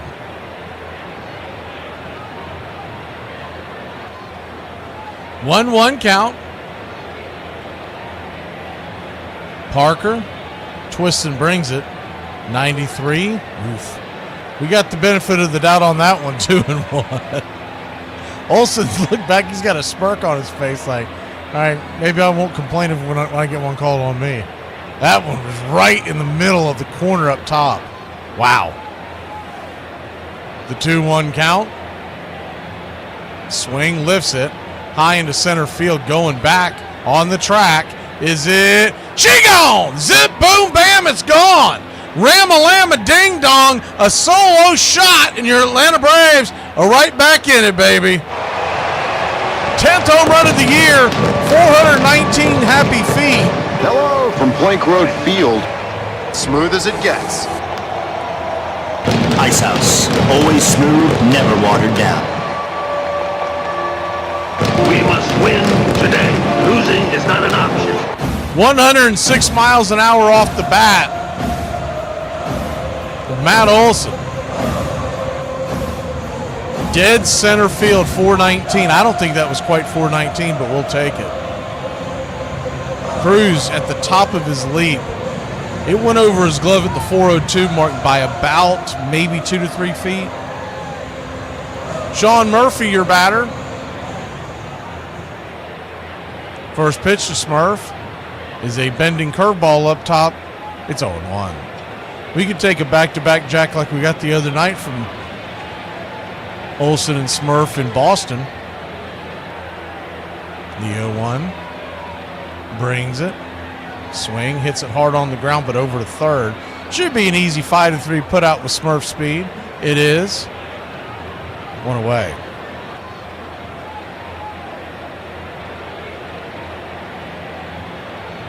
One down, and that'll bring Ozzie Albies to the plate. Ozzie standing in, batting just .225 on the year. Lefty-righty, open stance from the right side. The first pitch, swing. Takes a wild hack at a pitch on the outer edge. Trying to pull it, slaps it back foul. It's 0-1. 5 home runs on the year, just a .616 OPS. The 0-1. Swing. Lifts that curveball out of play. It's 0-2. They continue to bat Ozzie in the 6th spot. Really just falling in love with what's on the back of his baseball card from years gone by. The 0-2. Swing, that ball is fair ball. That's down the right field line. Here comes the right fielder, Call, cutting it off. He'll fire it in the infield, and Ozzie is in with a double. Stayed back on that pitch just long enough. I'm the Wiz, I'm the Wiz, I'm the Wiz, and nobody beats me. And after the leadoff home run, and the quick grounder by Murphy, Ozzie Albies now stands at second in scoring position. Maybe Eli White can bring him home. Standing on deck now is Michael Harris. Lefty-righty to the book of Eli. First pitch, swing. Chased a curveball down below his knees. It's 0-1. It's looking more and more. Someone asked about it just before the game started. We talked about it in the pregame show. But it's looking more and more like we might see Ronald Acuna Jr. this weekend against San Diego. The 0-1. Swing, lifts it into deep center field, going back on the track. That's going to be off the wall. That's going to get down where the green grass grows. Ozzie's going to come around to score, and Eli White The little white lightning has an RBI double. 100 miles an hour off the bat of Eli. That almost left the yard. It hit the very top of the fence in deep left center field. Just a little to the left or a little to the right, and that ball leaves the yard. There's kind of a pointing cavern down there towards the end, and it hit right there. But nonetheless, it's an RBI double, and the Braves have cut this 3-0 lead to just 1. They're out there talking to Mitchell Parker now. Jim Hickey, the pitching coach, longtime pitching coach. Cruz misplayed that off the wall a bit, but it wouldn't have mattered. You're not getting Eli White at second when the ball touches the wall anywhere. I thought when it kicked off, when it played the weird hop ball, I thought we might have a chance at a triple, but Cruz did a great job of rebounding it and getting it back in quickly. Michael Harris, your batter. Let's clean this screen up for you. First pitch on the way. Slider down and away. 1-0. On deck now is Nick Allen, so the Braves have a chance to clear the deck here in the second inning. Lefty-lefty matchup. Green sleeves, neon green shoes, and gloves by Michael. The 1-0. That ball's in the dirt. 2-0. Keep an eye on Eli standing there at second. He may take off, trying to time up one of those benders from Mitchell Parker. He throws a bender, and Eli gets a good jump. We'll have pay dirt. The 2-0 count.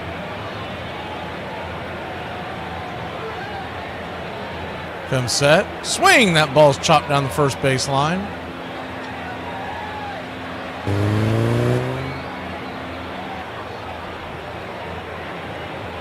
Harris batting .222 on the year. I still think he's going to turn it around this year.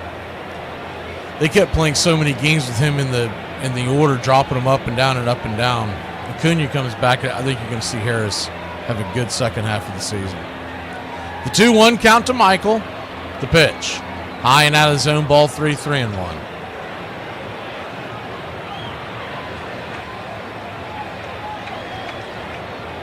3-1. Allen on deck. How many fastballs is Nick Allen going to see when Acuna comes back? 3-1. Curveball up top.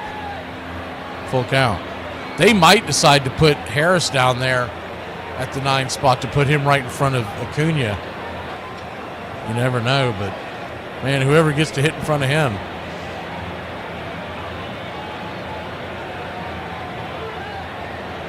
So full count. Harris will take a quick timeout. Step out of the box. Eli standing at second. Still just 1 out. The grounded by Murphy. The payoff pitch. Swing, lifts it into center field. That's going to get down where the green grass grows. Here comes Eli around to score. Michael digging for second, and he is safe. And it's an RBI double for Money Mike. What they know about that? God bless you, Mike. Keep your game tight. Never know. You know what I'm saying? I got a little razzle dazzle. Tie ball game here in D.C.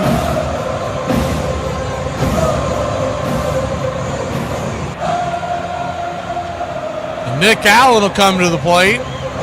That'll clear the deck. Good piece of hitting by Michael there. Got one on the outer edge, and he just stepped into it, drilled it into the left center field gap. Nick Allen, your batter, first pitch. 93 inside. It's 0-1. That's Parker's 30th pitch now. He had a very quick first inning, so he's labored a little bit here. The 0-1.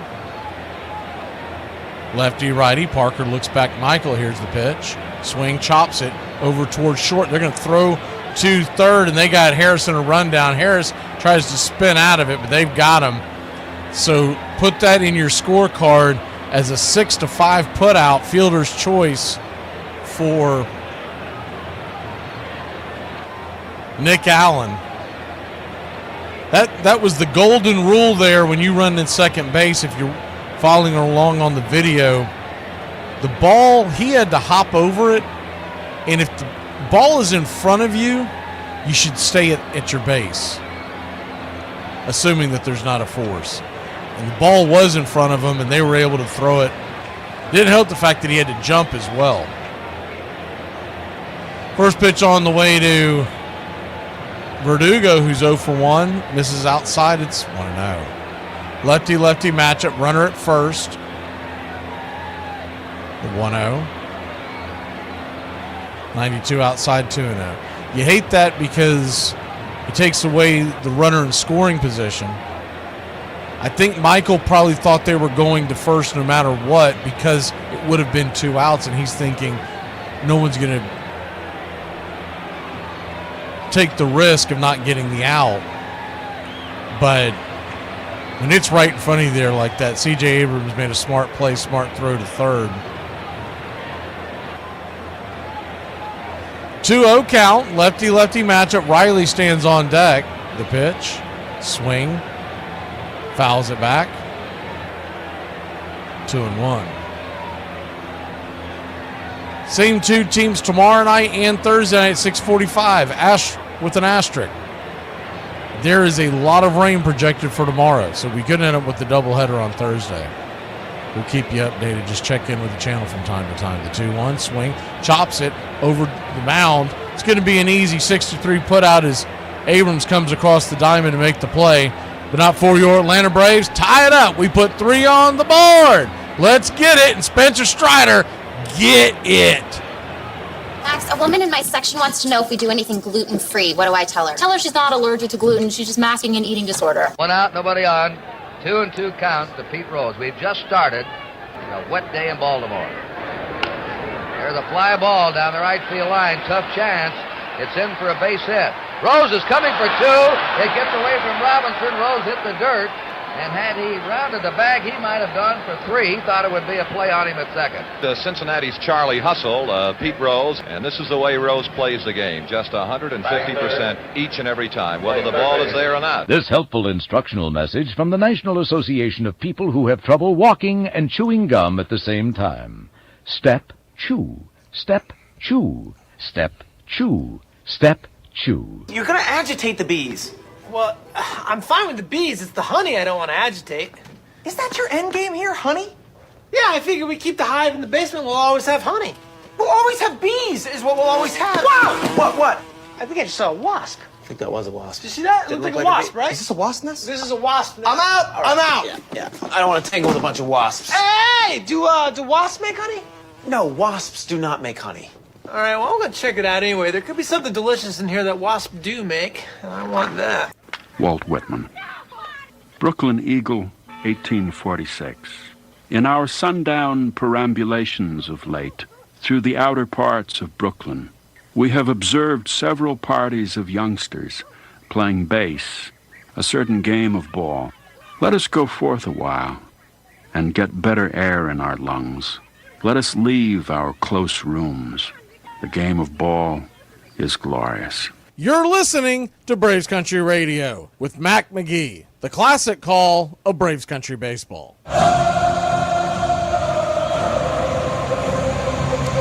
3 runs, 4 hits, no errors for both teams as we head to the third. All right, Strider, you had your one hiccup. Let's go, buddy.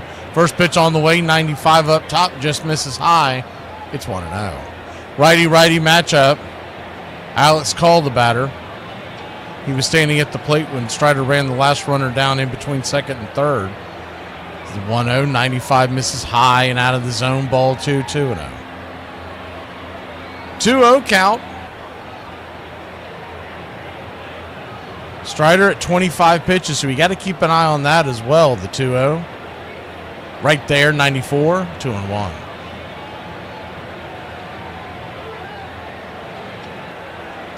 You got to figure with that high pitch count in the first inning at 22 is the 2-1 pitch. 98 misses just out of the zone, 3-1. If he has a couple more of those struggle innings, he won't make it past the fourth. 3-1 count. Strider comes set, delivers, swing. That ball's lifted high into center field, going back on the warning track. Making the catch is Michael Harris for a long out, number 1. Strider could honestly use a couple of those, maybe not fly balls, deep fly balls like that, but get some batters to chase some and get some quick at-bats here in the next inning or two. Jose Tena, the batter, righty-lefty matchup. First pitch, saws off a 96-mile-an-hour fastball at the knees. It's 0-1. Tena batting .244 on the year. Plays a little all over the infield. We'll see him at second, I'm sure, at some point in this series. 9 RBI, 96 miles an hour. Right there, didn't get the call. Wasn't a great frame by Smurf, but he still should have got the benefit of the doubt on that one. 1-1 count.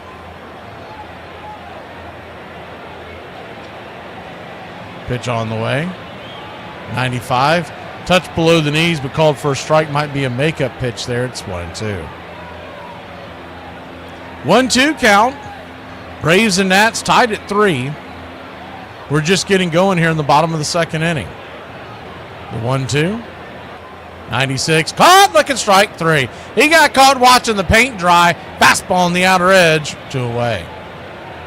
Starting to think Smurf went out and tied one on yesterday. He's looking a little sloppy behind the plate there today. Not framing well. He's kind of all been jittery all over the place. 2 down, and Strider looking for a 1-2-3 inning to get back on track. That'll bring the number 9 hitter, Dylan Cruz. Cruz takes a curveball down and away. 1-0. Cruz playing center field tonight. The late scratch on Jacob Young. They put Cruz in instead. No word on why just yet.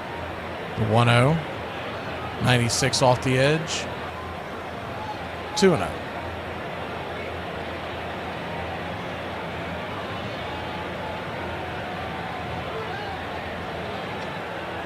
The 2-0. Strider turns and delivers. 3-0. That ball's nowhere near the zone.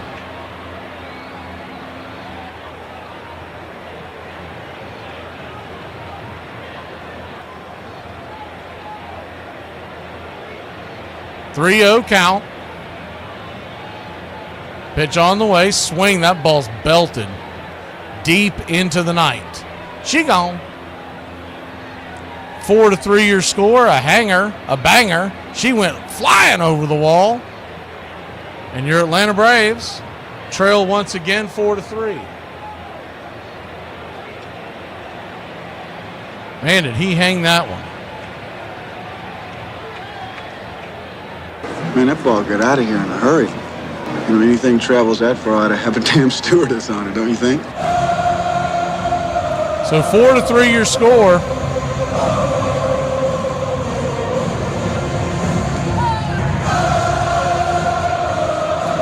Strider with the rocky road so far. First pitch on the way to C.J. Abrams is a curveball down and away. It's 0-1.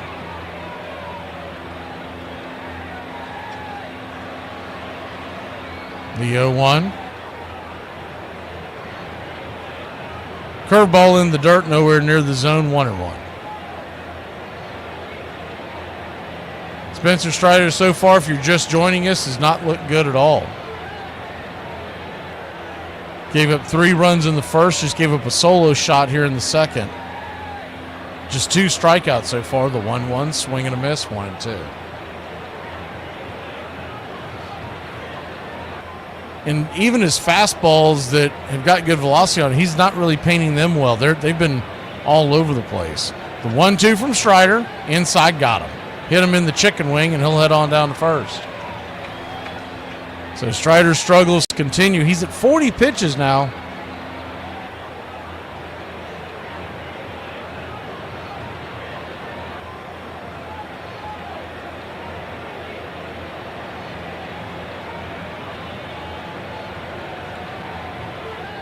Got him right there in the top of the, just above the tricep.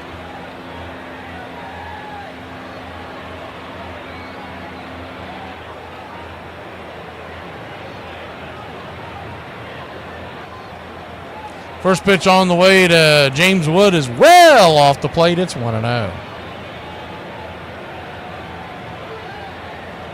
They're going to wish they kept Dylan Dodd around to pitch in this ball game. 1-0. Flips it over to first. Bad throw. He's not doing anything right. Ball gets away. C.J. Abrams goes from first, heading to third. Terrible throw by Olsen. Did he tag him out? Here comes the throw home. They're going to get him in a pickle. C.J. Abrams just ran himself in and out of trouble. We'll get gifted that one. That was extremely bad base run by C.J. Abrams. And I like C.J. Abrams, but that was trash. We'll clean it up when we come back. Wow, is that a bad base running job? Lose some weight. Oh, come on, Quigley. Will you don't give me that. Look at me. 92. And I still enjoy swimming and golfing and biking, all sports. Whoopee. That too. Come on, after all at your age, must be down to a handshake, huh? Yep, before and after. Look at that. The Hendersons are getting a new fence. Ah, who cares? They're swingers. I want a new fence. Need a home loan fast? At the American Bank of Los Santos, we'll help you get the debt you need to make life easier. We'll show you how to look richer and be poorer. You need to impress people fast, not in 20 years. It's only a risk if you get into money troubles or the economy changes. Call American Bank of Los Santos. Now that the kids have moved out and have drug problems of their own, maybe it's time to install a luxury marble wet bar. American Bank of Los Santos. Why worry about tomorrow if you look inadequate today? I love football. Who's your favorite player? I like them all. I like Aaron Rodgers. Never heard of him. He was the quarterback for the Jets. So was Aaron Rodgers. He tore his Achilles. So did Aaron Rodgers. Who else do you like? I like TJ Watt. Watt. Whatever. I also like Christopher McCaffrey. Christian. Really? Me too. I turned my life over to the Lord back in 2015. Memorize this one. What if God ruined your plans so that your plans wouldn't ruin you? That's so interesting that it would come out 90 feet. That somebody sat down, Mr. Cartwright or whoever, and said, hey, it ought to be 90 feet. It just sounded like a logical number. The fact of the matter is, in retrospect, if it were 88 feet, the game would be very different. Think of the plays at first base.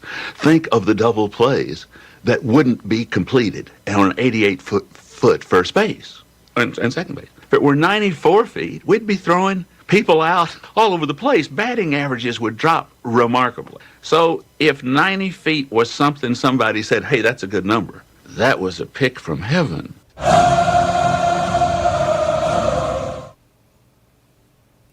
Welcome back.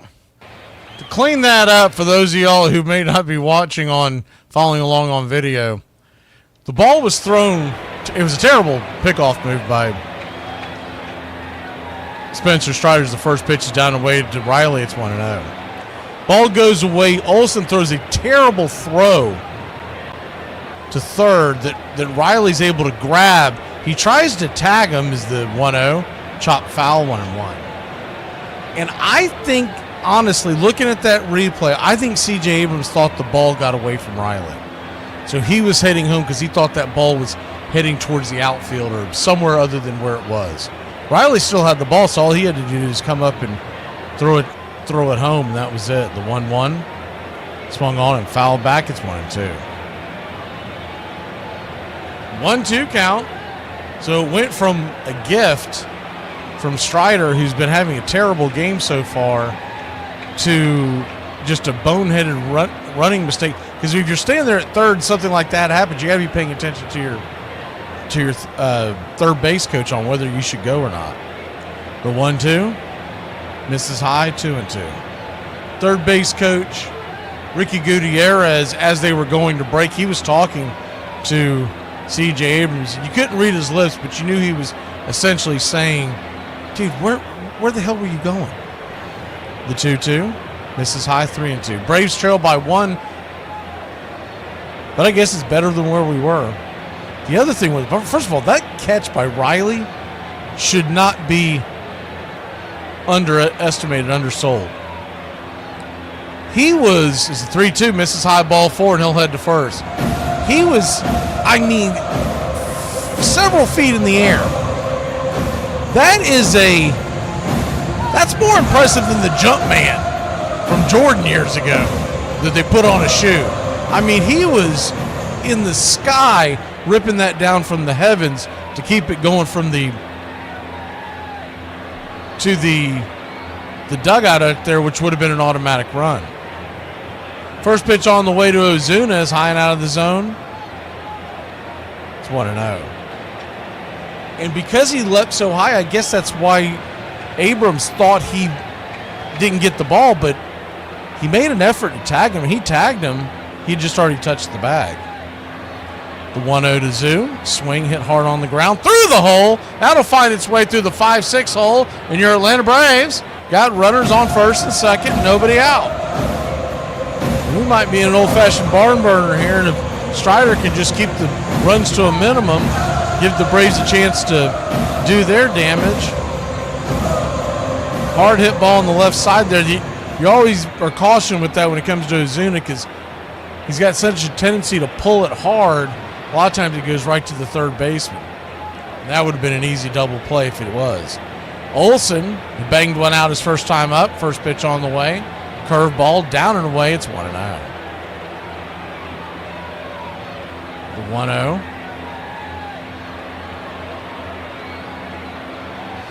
Lefty-lefty matchup.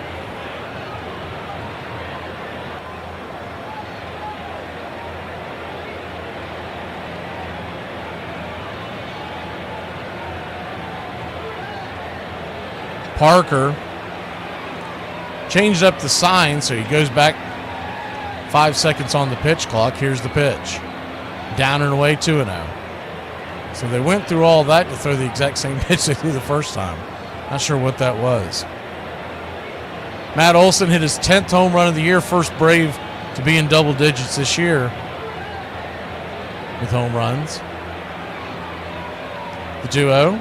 Swing, hits it hard on the ground, over to second. It's going to be a 4-6-3 double play. Our two slowest runners, one at first and the other at home plate. It was an easy turn.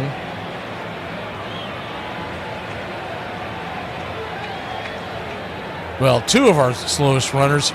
Here comes number 3, Sean Murphy. Good news about Sean Murphy here. He can't hit into a double play, can he? There's 2 outs. Riley got down to third.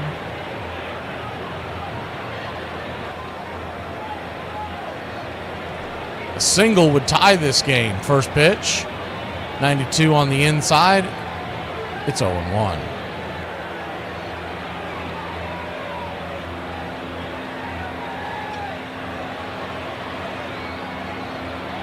The 0-1. Down and in. 1-1.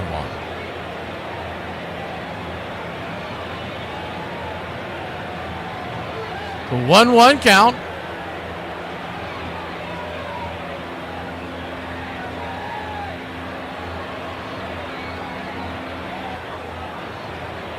Lefty-righty matchup. Here's the pitch. An 85 inside. 2-1.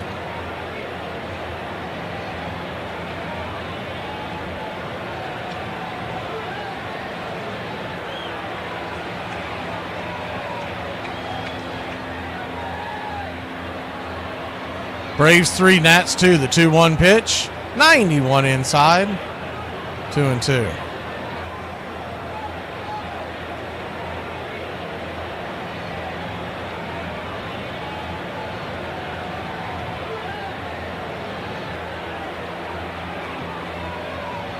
Two count.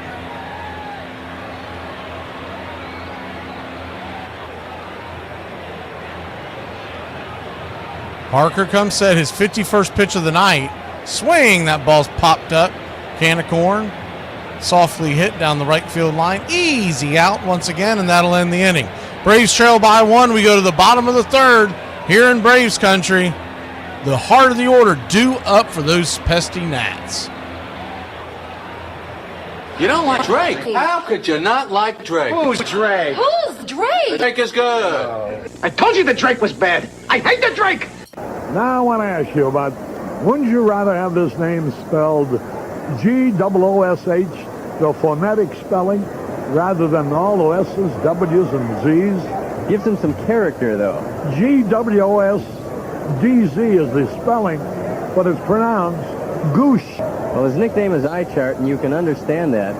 It's about 72 points on the Scrabble board. Well, then he ought to make a great umpire when he retires as a player. Pitch a bit low.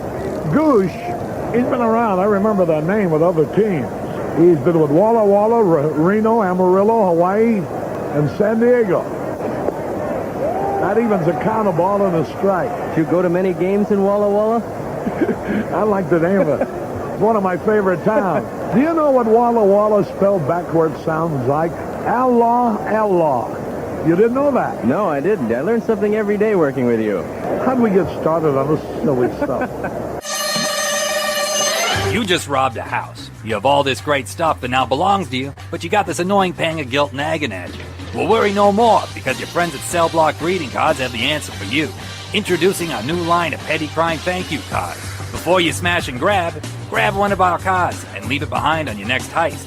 Choose from any of these fine heartfelt cards like Thank you for the plasma TV. Or Thanks for the PlayStation, alcohol, and penny jar. And Don't use your toothbrush. For a limited time, introducing I'm still in the house. And many more sentimental petty crime thank you cards. Available at any back alley, shadowy parking lot, or armchair. Braves Country Radio, your home for the classic call of Braves Country Baseball.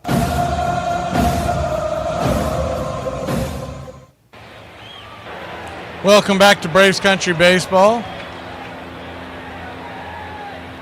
Atlanta Braves trail by 1. We go to the bottom 3. First pitch on the way, 94-mile-an-hour fastball by Strider. It's 0-1.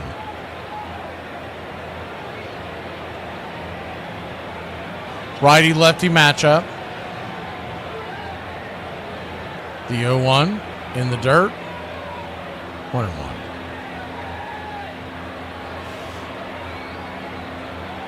Only a couple of games going so far. We'll go to the out-of-town scoreboard here in a little bit. The 1-1 pitch. Outside wide. 2-1. 2-1 count. What is Adam, by the way, talking about wanting scores all over the screen? You wouldn't be able to see the game. 2-1 count. Here's the pitch. Swing. That ball's ripped into right field. And another base hit. The Nationals have the leadoff runner on once again. That is the 6th base hit by the Washington Nationals in just 2 frames plus.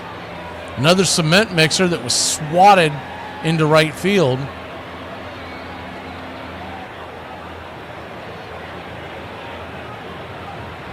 Nobody out, 1 on. Infield back into the right. And that'll bring up Nathaniel Lowe. First pitch too low is 94 on the outer edge. It's 1-0.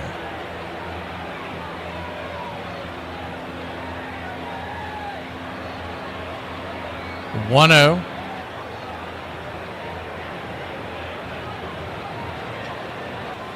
Swing, fouls it down the line. 1-1.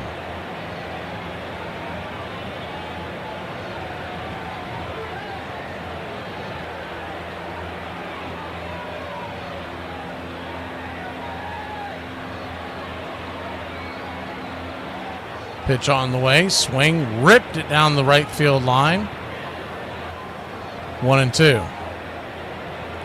Lowe singled his first time up. He's a double play candidate with slow speed.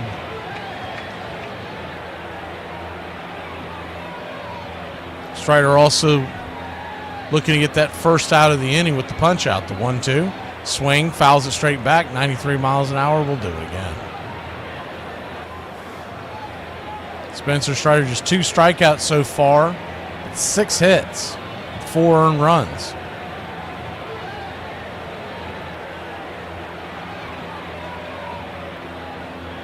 Still a long way to go in this one.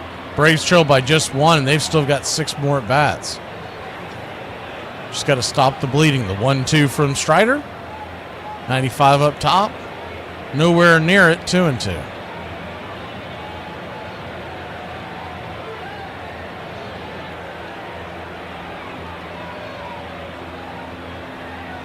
Two count.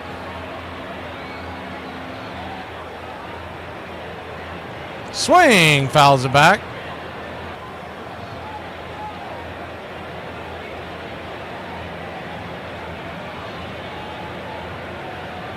Nats 4, Braves 3.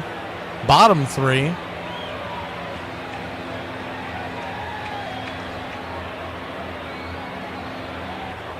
The 2-2. Swing, slaps that back foul. Strider just not, he's not fooling anybody. He's not blowing anybody away. He's got decent velocity on that fastball, but that's about it. There's not a lot of sharpness on his breaking stuff tonight. The 2-2 pitch. Slider nowhere near the zone, 3-2.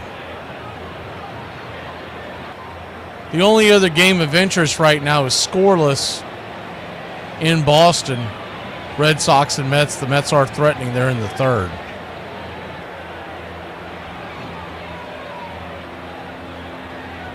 Full count. Pitch from Strider. Caught looking, strike 3. Here comes the throw. Runner is gone. It's going to be a strike him out, throw him out. That is a weird one right there. And if you don't follow the Nationals, I'll tell you why. James Wood doesn't steal bases. James Wood is extremely slow. So there had to be a hit and run put on. It's the only thing that makes sense. He didn't get a great jump. He almost looked in shock that there was a throw. And Lowe just got locked up by a fastball right down Main Street. First pitch on the way is a swing and a miss by Ruiz. It's 0-1. So we'll take the gift. A couple of bad base running mistakes by the Nationals have kept this game close. Can the Braves take advantage of it? The 0-1. Rocks and fires right there. Top shelf changeup. It's 0-2. 0-2 count.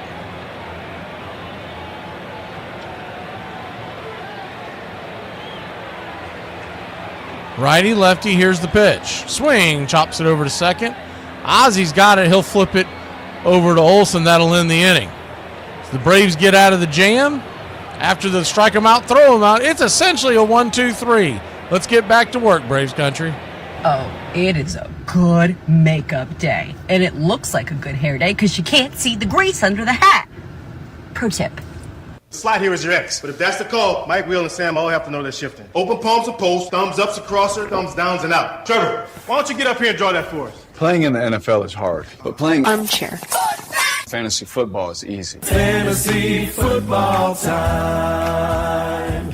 You won't let me draft the players I want to play. It's fantasy football, so the Hulk should be able to be on the team. You go 14 times and only win one time. It leaves a little sting. But I've said this. I know it's going to sound weird, but I've said this. If I had to go back to the future and know what the results were going to be and trade with the Marlins, who won twice and only went twice, I wouldn't do it. At the 14 times, still thinking that maybe fate might change. Going 14 years in a row is pretty incredible. Armchair. It is played everywhere. In parks and playgrounds and prison yards, in back alleys and farmers' fields, by small boys and old men, raw amateurs and millionaire professionals. It is a leisurely game that demands blinding speed. The only game in which the defense has the ball. It follows the seasons, beginning each year with the fond expectancy of springtime and ending with the hard facts of autumn. Americans have played baseball for more than 200 years. While they conquered a continent, warred with one another and with enemies abroad, struggled over labor and civil rights and the meaning of freedom. You're listening to Braves Country Radio with Mac McGee, the classic call of Braves Country baseball.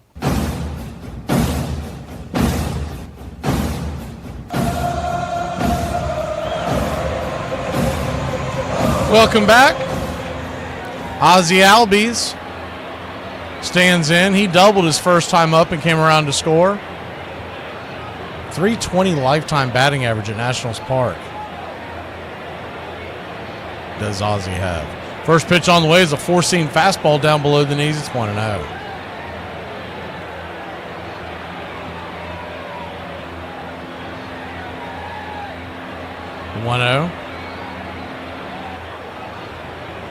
Swing, chops it foul. It's 1-1.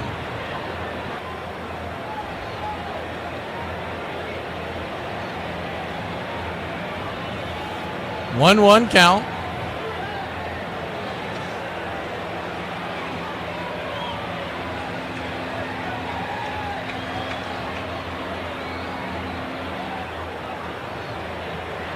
Kicks and fires.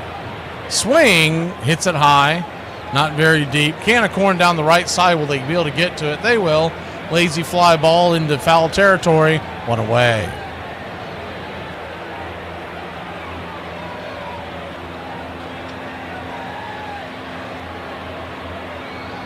One down.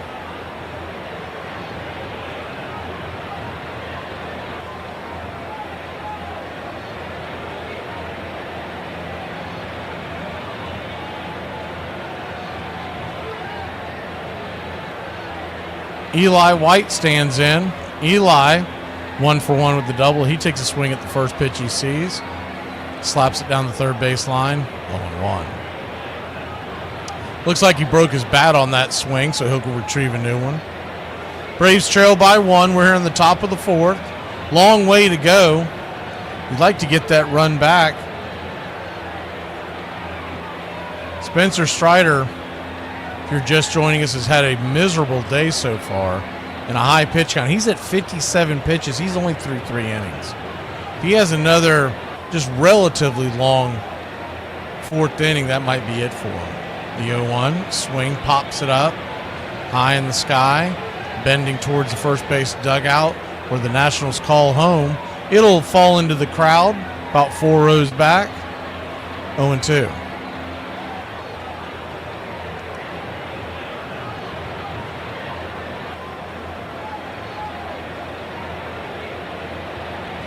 Oh, 2 count.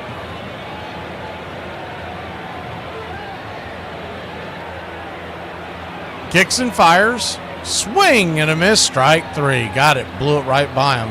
1 away. 2 away, excuse me. What's funny about that, when everyone's making that big deal about Juan Soto's long single, he stole second base the very next pitch. So he made up for it, man. I don't know what you want from him. I thought DeRosa said it best today. He goes, this is who he is. So if you want him to be anything else, just stop it. They knew what they were getting when they signed him. First pitch on the way to Harris is up top and out of the zone. It's 1-0. Do you love to see it? No, but that's who Juan Soto's always been. He's always been a guy that admires his shots. The 1-0. Swing and a miss. 1-1. I think there's a certain number of fans out there that think that they're able to get out of the contract. Well, that's it. He's not hustling. We'll just get rid of him. Sorry, buddy. You made that $767 million bet. Now you got to lie in it. The 1-1. Swing and a miss. Chase one out of his shoes. It's 1-2.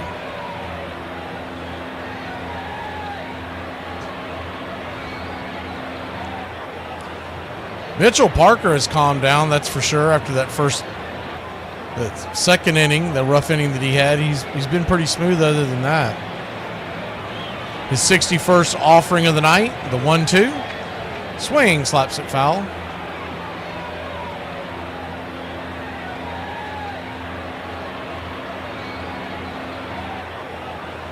Michael Harris with an RBI double his first time up.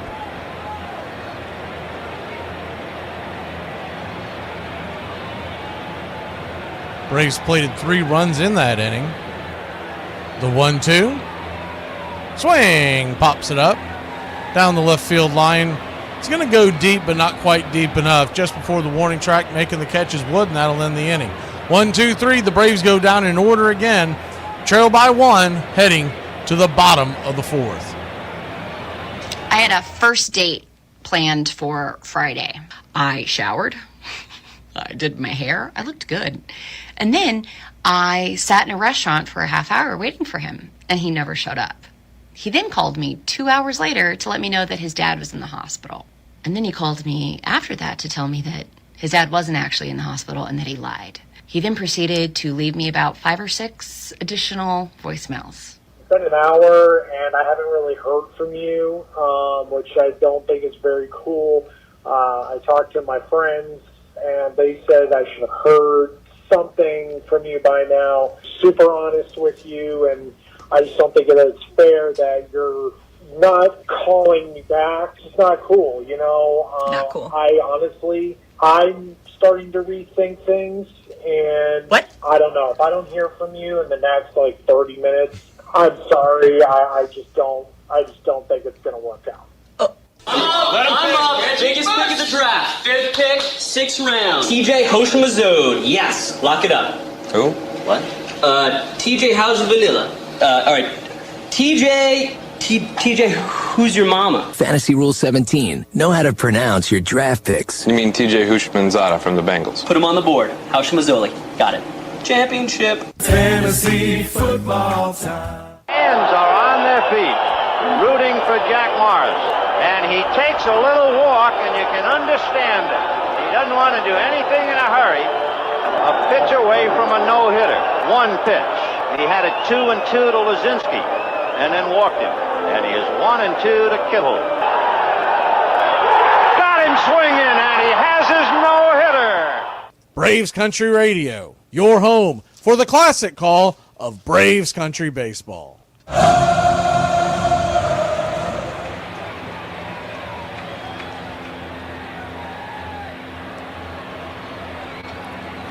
First pitch, a swing and a strike by Garcia to start off the fourth. It's 0-1.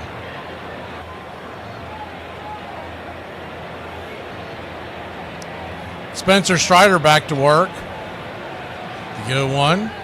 Pops it up, but it'll fly out of play.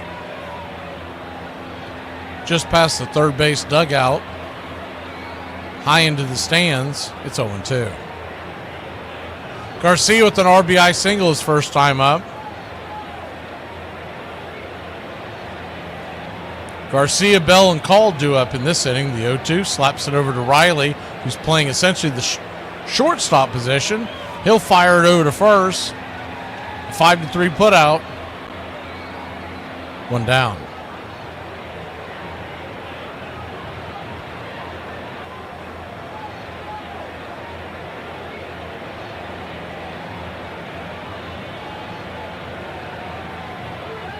One down, and Bell takes the first pitch high and inside. They'll hit him. And so he walks Bell. One of the last guys you want to walk, to be honest with you, in this lineup. He's hitting at a paltry 152 batting average coming into this game. And he hits him right in the ribs.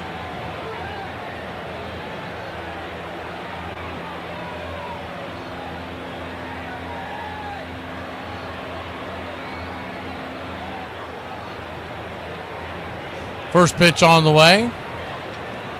Down and in to Alex Call. It's 1-0. 1-0.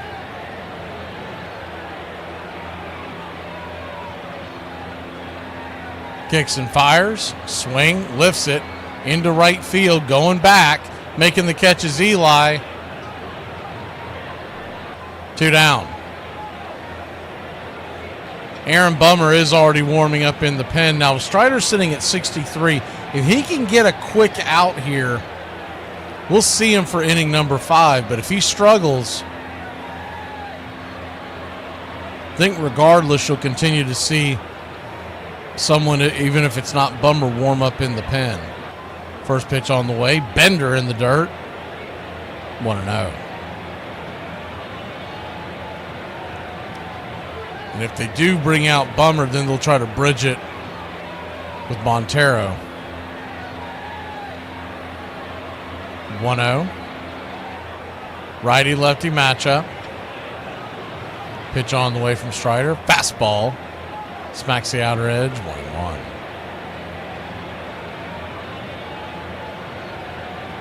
Spencer Strider does have 3 strikeouts, but 6 hits, 4 earned runs in just 3 2/3. The 1-1. Swing, chops it foul. Chase one in the dirt. 1-2. 1-2 count.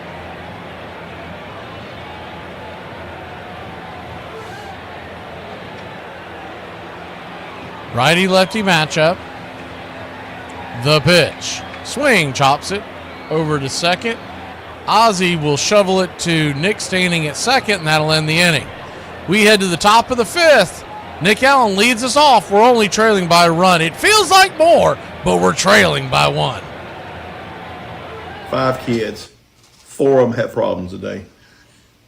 That's what's wrong with me. Hey, Braves Country, this is Mac McGee with Braves Country Radio. We are bringing you pitch by pitch, play-by-play of your Atlanta Braves all year long. Please like and subscribe today. It's free, and it helps us bring you more of the game we all love. Braves Country Radio, your home for the classic call of Braves Country Baseball.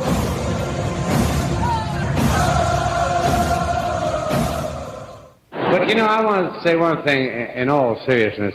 I feel sorry for you people that don't drink. I mean it, because when you wake up in the morning, that's as good as you're going to feel all day. Armchair. My son's school sent an important update. We will no longer accept DoorDash, Uber, or any other food orders sent to the school for students. Please send pre-packaged lunches or they can eat in the lunchroom. In case you all wondering, no, my son is not in high school. He's in 1st grade. What kind of lives are y'all leading? Y'all have been sending so much food through Uber Eats and DoorDash that the school had to shut it down? I don't care what y'all say. I don't want to hear nobody else come on this app and talk about how broke y'all are and y'all can't pay y'all bills. I tell people this all the time. You might think I'm crazy when I tell you this, but the easiest place to hit the day is the big leagues. It is, and I'll tell you why. You make the big leagues. The lights are better. The umpires are better. Pitching control is better. And maybe most importantly, you're facing the same guys year after year after year. They don't get better. They don't change their philosophy.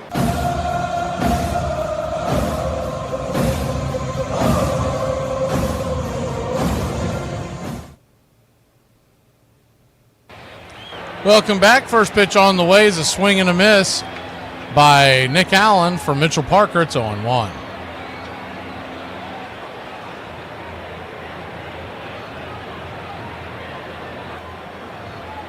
The 0-1. Kicks and fires. Curveball right there at the knees. 0-2. Yeah, everybody knows about Chipper and the Hooters, buddy. Charles, that is a well-known story. The 0-2 count.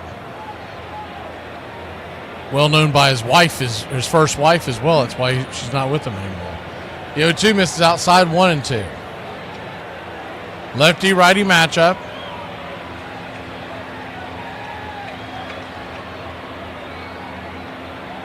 Pitch on the way. Swing! That ball's fouled down the line.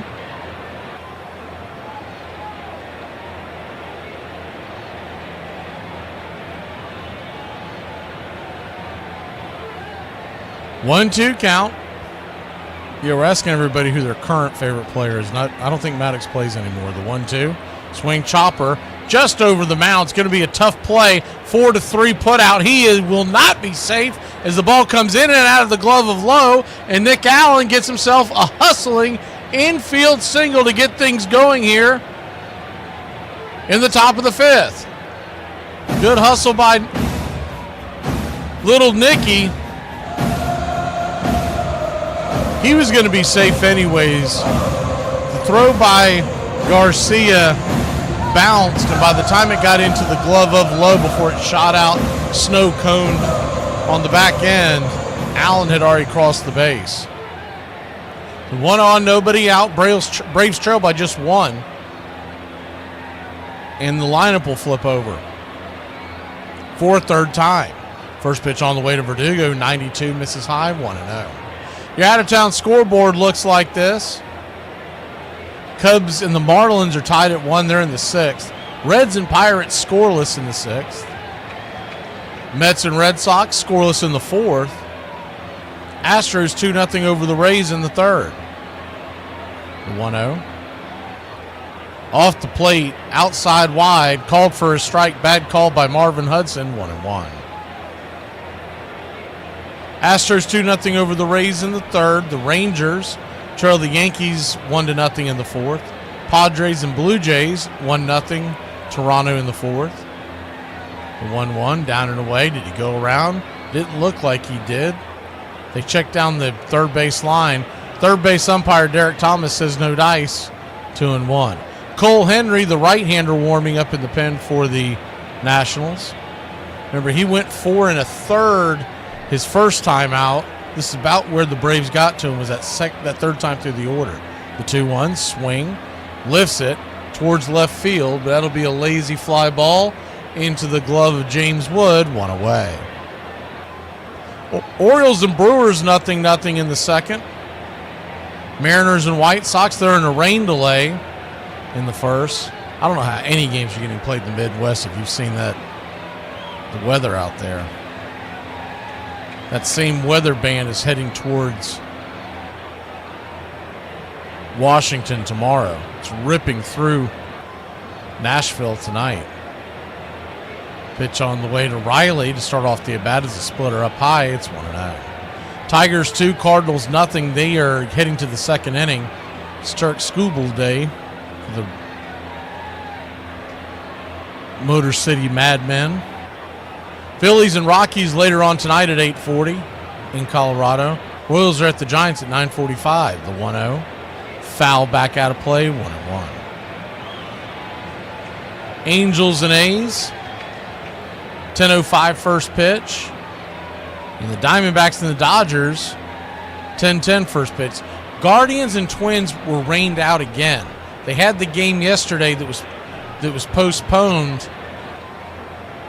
As the 1-1 swing pops it up. Can of corn towards very shallow right field, making the catch. F9 scorecard. Quickly 2 down. They were supposed to resume that game from last night today at 5:40 and then play game 2 30 minutes after. Well, that's been wiped off the boards. They've bumped both games to sometime in September. Or actually, let me rephrase that. The one that was due tonight, game 2 of the series, has been pushed to September. I believe they're actually finishing off game 1 tomorrow around noon. First pitch to Ozuna is off the plate. First strike, it's 0-1. Lefty-righty matchup, the 0-1 to Ozuna. Braves trail by 1, top 5, the pitch. 92 right down the track. 0-2. Be interesting to see if Spencer Strider does come back out for the 5th. I would think he would. He's only at 67. But it depends on where their pitch count ceiling is for him. If it's at 75 like he was at in the practice game that he threw, then there's really no sense of bringing him back out. The 0-2 in the dirt, 1-2. 1-2 count. I think it was Tim talking about bringing Elder back up. Once you send somebody down, you can't call on them for over 10 days down in the minors. Not that they would do that to begin with, but if. The 1-2, swing and a miss, strike 3. Mitchell Parker cruising through the Braves lineup after that shaky second inning. We'll be back in a flash. Cruz in the top of the order due up for those pesky Nats. America is a nation that can be defined in a single word. I was going to put him. 1-1 pitch. A long drive to right. Ramirez turns to the track. She's gone. Dave Justice, all is forgiven in Atlanta. Baerga is 0 for 3. Left center field. Grissom on the run. The team of the 90s has its world championship. God would never let me be successful. He'll kill me first. He'll never let me be happy. I thought you didn't believe in God. I do for the bad things. The ref wants to fight. See him? He's like, fight me. Offsides. Right, they're on his side. He's like, oh. No, he's calling offsides. Oh, I didn't know. Cussing. No, it's a false start. Oh, false start. Same thing. It's not the same thing. Oh, okay. It's my first time. Look, power to the people. 4th down. Oh, 4th down. I mean, that's 4th down. Yeah, that's 4th down. Illegal hair pull. Illegal substitution. Nose punch. Face mask. Illegal leg stretch. You can't stretch. Roughing the kicker. Do you even watch football? Yeah. Are you sure? Yeah. This is for an NFL record 66 yards. On its way. Look, he's so mad he just kicked the ball. It's a field goal, Darren. Ref's like, why'd you kick the ball? If I was the ref, I'd probably go talk to him. I'd probably be like, you can't just be kicking the ball because you're mad. And I don't give a damn who you are, how much money you got. You're going to make 7 out of 10 outs and go to the Hall of Fame. What others is LeBron James shoots 3 out of 10? Are we buying that 26? If Tom Brady completes 3 out of 10, are we buying that 12? No. So just accept the fact. I made 10,000 outs. I did Reggie Jackson's radio show about an hour ago. I made more outs than he got at bats. And he was the first to tell me that, by the way. Smart ass. He told me it was Mr. October. I said, Reggie, listen, I was Mr. April, May, June, July, and August, and September.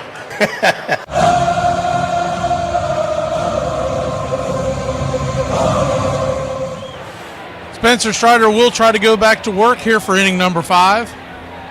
First pitch. Fastball high and out of the zone to Cruz. It's 1-0.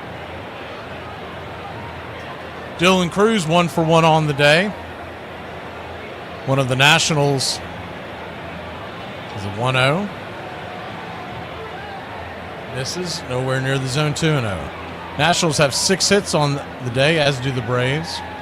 Braves with 1 error. Washington with a few mental errors is the 2-0. Swing and a miss. Curveball. 2-1. Strider will have to go back to the drawing board before his next start, which should be Sunday. Is the 2-1 pitch up top. Did he go around to check down the line? He did not. 3-1. Unless they do some creative roster moves to build an extra off day in for these guys, which is a possibility. The 3-1 turns and fires, nowhere near the zone, ball 4. So Strider comes out of the gates here in the 5th, doing the same stuff he's been doing all night. Walks another batter. And ducks all over the pond. Looks like Bummer appears to be ready to roll. If you look at the Washington lineup, and they're rolling over the 3rd time, and they got lefties due up, it's a little surprising they just don't go get them. First pitch on the way to C.J. Abrams. Banged down the line, foul. It's 0-1. And I know they want him to try to work out of stuff, but he doesn't appear to have it tonight. That's number 1. And number 2, sitting at 73 pitches in the 5th inning, that's a high pitch count. The 0-1, swing and a miss. 0-2. 0-2 count. I know the old school in Snickers thinking, well, if you can get him through the 5th and somehow the Braves score some runs, he'd be in line with the win, so though it may be a bad outing, he'd feel good about it. The 0-2, swing, pops it up. High into right center field. Who wants it? My word, that could bring rain. Harris calls off Eli, makes the catch, 1 away. But that was another hanger. Thankfully, it was low in the zone. But Snicker's finally going to come out and get him. He's seen enough. We talked about this at the beginning of the game. He's at 75 pitches, and that looks like that was the number for him. We'll be back in a flash. Aaron Bummer come on to take on James Wood and Lowe. Better get that checked out? I would. What kind of a therapist are you? I'm telling you, I'm scared that something terrible is going to happen to me right away. You start looking for tumors? I'm trying to help you. I bet you're rooting for a tumor. I think you better go. No, I'm going, baby. I'm going. Hey, Braves Country, this is Mac McGee with Braves Country Radio. We are bringing you pitch by pitch, play-by-play of your Atlanta Braves all year long. Please like and subscribe today. It's free, and it helps us bring you more of the game we all love. Braves Country Radio, your home for the classic call of Braves Country Baseball. You got anything you'd like to ask Tom before we go, CJ? I would just ask, when you started playing well, what was the process of your mentality? Like, how did you stay on the straight and narrow? You have people reaching out and family and, like, just the world around you seems like it's spinning and you're just trying to stay focused. And I think the important thing I really want you to realize, this is now your job. Everyone, when they come to the game, it's a vacation. It's fun for them. Oh, my God, we're here to watch, CJ play. For you, you don't bust in on your friends at their job. You don't need to be the source of people's entertainment. The memories you're going to have from a great season are fun. The games are fun. The practice, the camaraderie is fun. Trying to create fun for everybody else outside of that isn't your responsibility. Armchair. It's all mixed up with peanuts, tobacco juice, and a hearty feeling among the fans joshing each other. Always this raucous, good spirit. Everybody came to have a good time. But that's the way I remember it. The whole stand's full of people all roaring. And I guess it's true of any sport, but in baseball, I've never known an answer swear so instantly a whole crowd could be brought to its feet, roaring with delight over just a clean crack of a bat against the ball.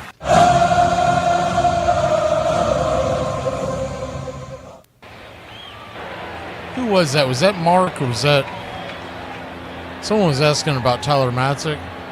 Yeah, Mark. As Bummer comes on to try to put out the fire here. We got one on, one out. Two good lefties lined up here for Bummer to face as Cruz stands up first. I don't know if he can make it back through waivers and not have to give up anything. He might be worth a shot. As the first pitch on the way is a sinker to Wood, misses the zone. It's 1-0. But he is 34 years old, be 35 this year. And you just never know what he's got left. But it is intriguing because of his history. The 1-0 chops it over to first. Olsen has it, fires it to second, and it is a good throw to second, and the throw is off the mark to Bummer to first. We almost got out of this with the double play, but Allen's throw was a bit behind the bag, and Bummer did an excellent job of making sure that thing did not go to the backstop. He's trying to hold the bag. His momentum from the throw carried him off. If he's standing there ready for it, he might be able to make that play, but his momentum is taken to the bag. You got to lead him a little bit with that throw. First pitch on the way is a sinker off the plate to low. It's 0-1. The 0-1. Kicks and fires, swing and a miss. 0-2. Gary says, I bet Strider will be better next time around. He better be, because he'll be facing the San Diego Padres, unless they give him an extra day off, and then it's the Phillies in Philadelphia. Anyway you look at it, unless he's going to fake another injury and head back to the IL. He's going to have much stiffer competition next time out. The 0-2. Curveball down and away. We'll do it again. But I do feel like that Braves fans, and I see this more with the Braves fans than almost any other fan base in America, we always want to go back to what worked 3-4 seasons ago. The 1-2 pitch is popped up. High, can of corn behind home plate. Murphy has it, and that'll end the inning. So a great job by Bummer putting out that fire. We'll head to the top of the sixth, trailing by only one. You won't let me draft the players I want to play. It's fantasy football, so the Hulk should be able to be on the team. Hey, Braves Country, this is Mac McGee with Braves Country Radio. We are bringing you pitch by pitch, play-by-play of your Atlanta Braves all year long. Please like and subscribe today. It's free, and it helps us bring you more of the game we all love. Braves Country Radio, your home for the classic call of Braves Country Baseball.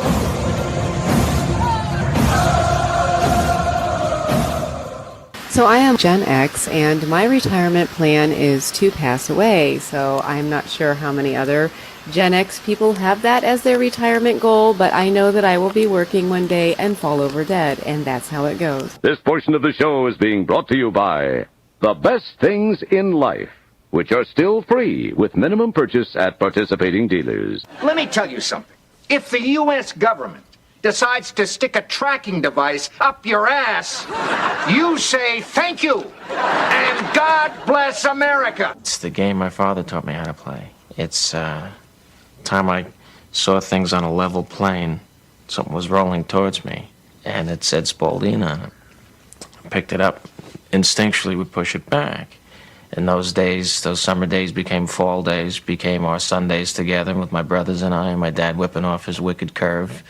I just remember how my hands hurt. At first, as I was afraid of the ball and his coaching, keep your shoulder in there. Don't bail out. It's not going to hurt you, and that's what I remember. You're listening to Braves Country Radio. Please like and subscribe today. YouTube.com/@Braves Country.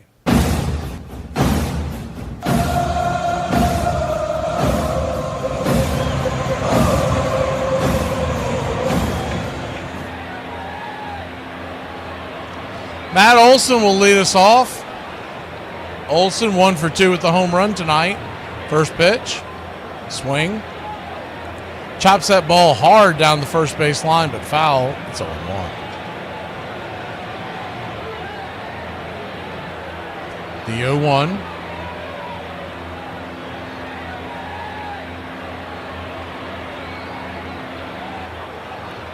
Kicks and fires. Swing, slices that foul. 0-2.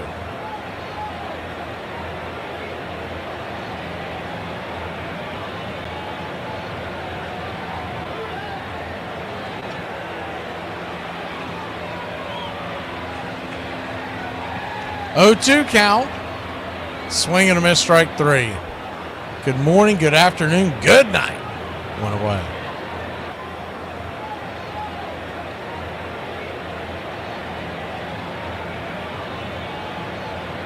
One down, and that might be it. I think they're going to go out and get Mitchell Parker, bring the right-hander in, and we'll see who they bring out as Mitchell Parker's being ran from the game. Just wanted him to face the left-hander. We'll be back in a flash here on Braves Country.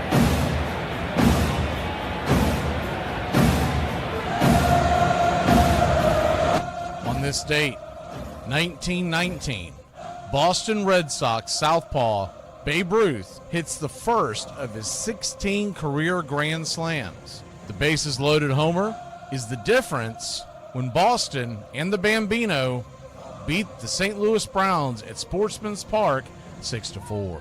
On this date in 1925, Tris Speaker, scoring from first base on a single, plates the winning run in the Cleveland Indians' 10-9 walk-off over the New York Yankees. The Tribe scores 6 times in the bottom of the ninth to accomplish the incredible comeback. And on this date in 1983, Philadelphia Phillies left-hander Steve Carlton becomes the second of 3 major league hurlers that season to surpass Walter Johnson's career strikeout total of 3,508 Ks, a record that had survived 56 years.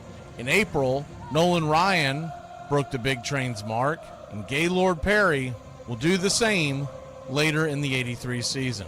And that's your Braves Country Radio on this date in baseball history. Find us on YouTube and Facebook today.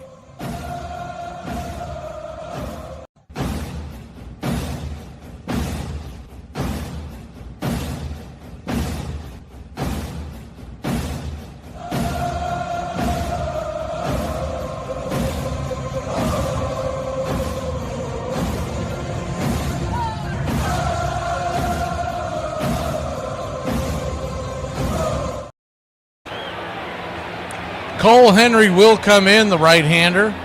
2.93 ERA and a 25% strikeout rate. 17 strikeouts and 6 walks in 13 appearances. He's set to face Sean Murphy. Sean Murphy takes a wild hack at the first pitch he sees. Comes nowhere near it for a swing and a miss strike. It's 0-1. Mets and Red Sox continue to be scoreless in Boston there in the top of the 5th. The 0-1. Henry flashes the red leather. Swing! That ball's belted high and deep, but is it deep enough? Doesn't appear to be. Nope, it'll be caught in the corner for a long, loud out number 3. Right in front of that 336 mark, so we'll say it went about 331, 332. 2 down. Got around on that, just could not get enough to get it over the wall. Not much of a wind tonight, so that was not a factor. Ozzie Albies the batter. First pitch. 94 right down the track. It's 0-1. They're showing the flagpoles right now. There's no movement. The 0-1. Up and high out of the zone. 1-1. It was being brought in at 2 miles an hour at first pitch, so there hasn't even been gusts. I thought there might be some gusts coming in with that bad weather afoot. The 1-1. Swing and a miss. It's 1-2. 1-2 count. Ozzie with the double and a run scored way back in the second inning where the Braves did all of their damage. 3 runs in total. The 1-2 to Ozzie. Swing. Busts it down the first base side, but an easy grounder for Lowe. He'll step on the bag, and Ozzie's down 1 for 3 on the day. We'll be back in a flash. Bottom of the 6th we go. Middle of the order due up for those Nationals.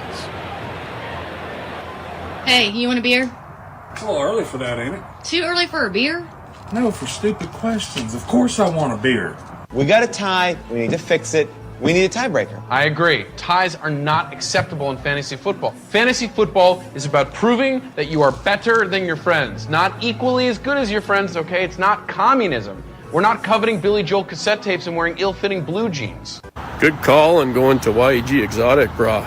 This place slaps. Dad, don't embarrass me.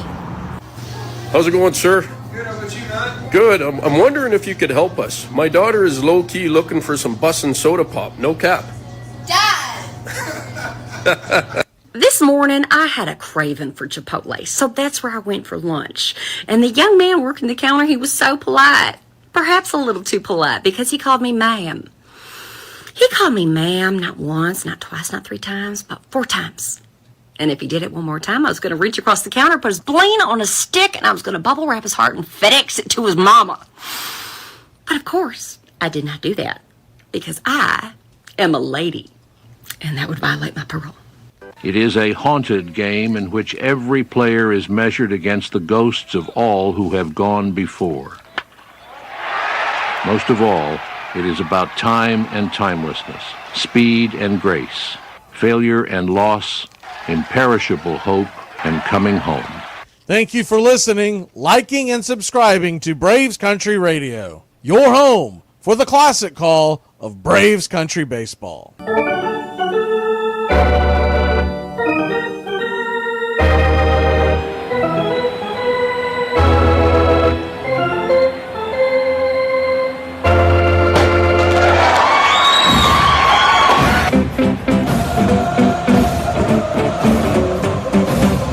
Welcome back. First pitch off the plate from Bummer is there for a ball to Ruiz, lefty-righty matchup. It's 1-0. Switch hitting catcher. 1 for 2 on the day. The 1-0. 90 up top. Called for a wide strike. We'll take it. 1-1. 1-1 count. Thank you for the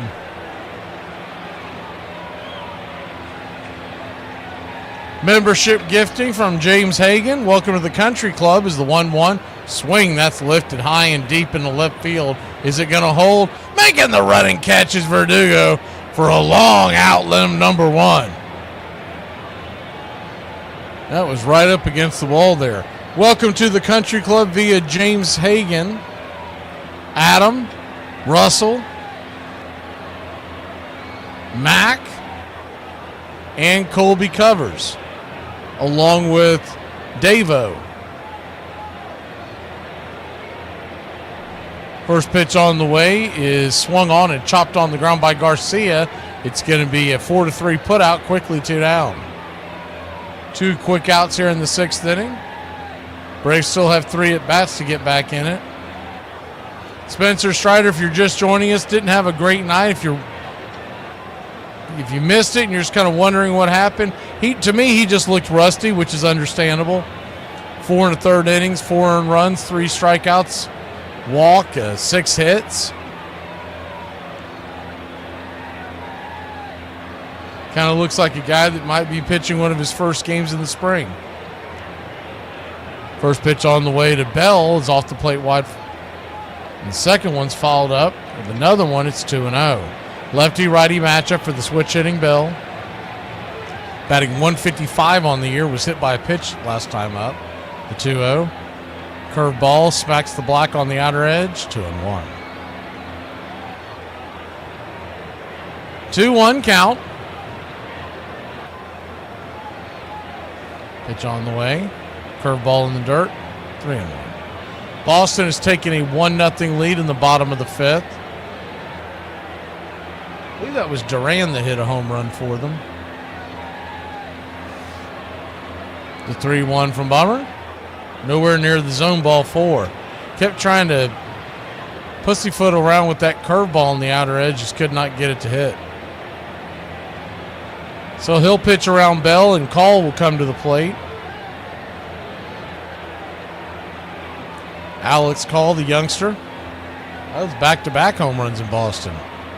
Rafael Devers just went yard. So good news in Beantown as the Mets trail the Red Sox 2-0. First pitch on the way to Call is a sinker in off the edge. It's 1-0. Lefty-righty matchup. 2 down, 1 on, the 1-0. 91 at the knees, 1-1.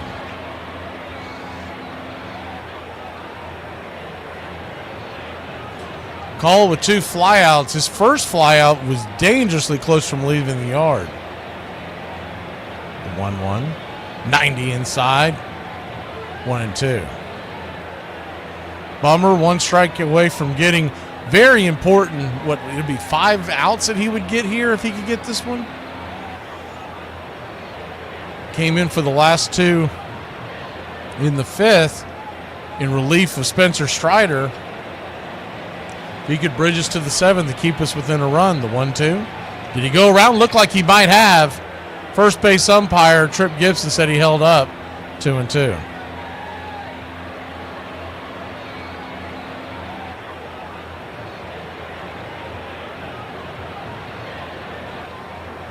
The 2-2. Swing just got a piece of that.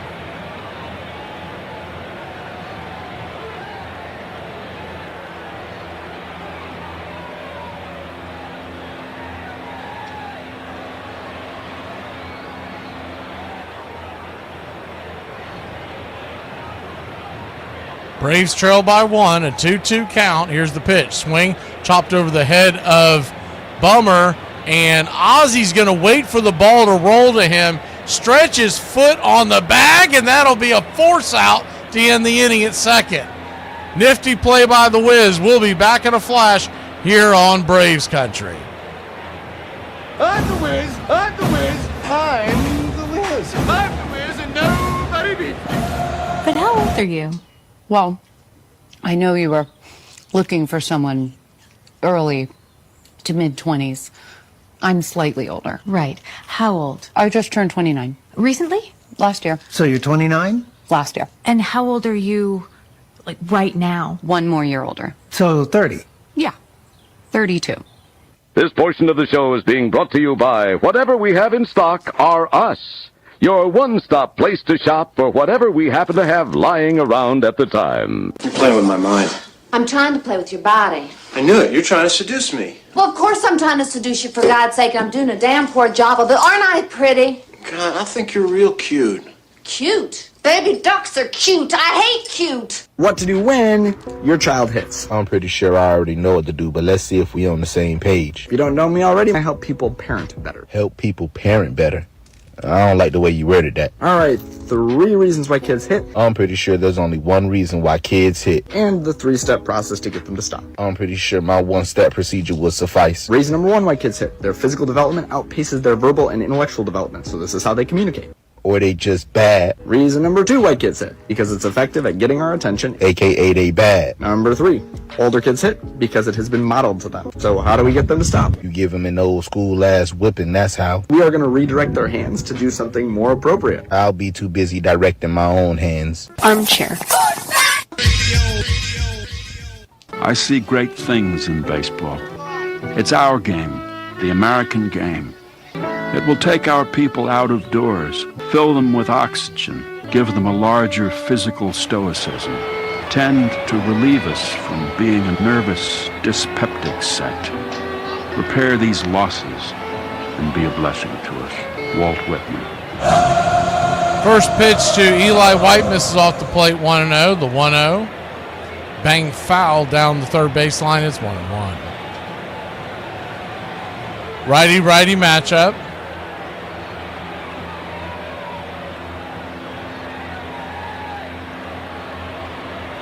Top of the seventh, nobody out. 1-1. Swing, lifts it into center field, coming in, making the sliding catch. That ball almost... What is that coming out of his glove? Something's coming out of the glove of the center fielder, Nunez, who's on to play defense. Can't make that out. What is that? Maybe it's his card telling him where... I guess that's what it is.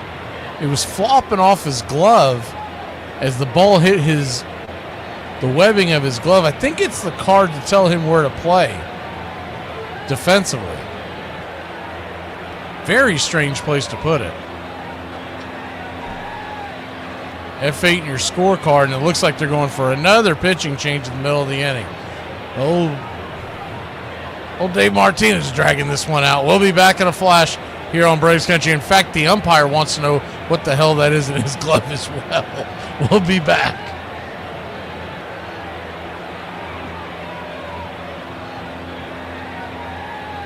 The Almighty says this must be a fashionable fight. It's drawn the finest people. People say that, oh, you want to be different so bad, you want to be different so bad. No. I would much rather fit in and be liked. But there's something wrong with me psychologically. Nice to meet you, Meg. Wow, you've got a great voice. Would you record my outgoing voicemail message? I'd be happy to. And could you make it sound like one of your truck commercials? If you're looking for something rugged, something durable, something with an endless supply of gas and a tailgate made for dumping, then you must be looking for Meg. Meg might not be much to look at, but with two different shape airbags, Meg is one ride you won't mind taking out to the middle of nowhere and giving it your all. She's road ready and road hard. Kindly leave your go-by and Roman numerics at the sound of the chow bell. Let's keep the Dodgers in Brooklyn. Our house is not a home without some... One summer day in 1839 at Cooperstown, New York, on the shores of Lake Otsego, the local academy was playing a game of town ball against Green's Select School. The rules of town ball were so loose that every hit was fair, and boys sometimes ran headlong into one another. That day, an academy player named Abner Doubleday sat down and on the spot drew up the rules for a brand new game and called it baseball. Abner Doubleday would eventually become a hero at the Battle of Gettysburg, and his game would become the national pastime, or so the legend has it. Abner Doubleday really was a distinguished soldier, but he was at West Point, not Cooperstown, that summer. Never claimed to have had anything to do with baseball, may never have even seen a professional game. Braves Country Radio, your home for the classic call of Braves Country Baseball. Michael Harris takes the first pitch off the plate for a ball. It's 1-0. The 1-0. Lefty-lefty matchup. Kicks and fires. Swing, chops it out in front of the mound. Should be an easy play. 2-3 put out. It is. 2 down. I'm going to try to straighten this up real quick because, first of all, your screen is incredibly wrong. That would be the number one thing that I'm trying to get fixed here. As Nick Allen comes in.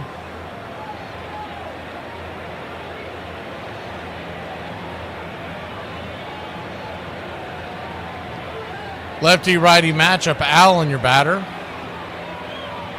First pitch on the way. Swing. Strike right there. 0-1. 97-mile-an-hour fastball. Ferrer comes in with an ERA north of 6, but the Braves haven't been able to hit him. The 0-1. Swing. Pops it up. High down the first base line. Bending.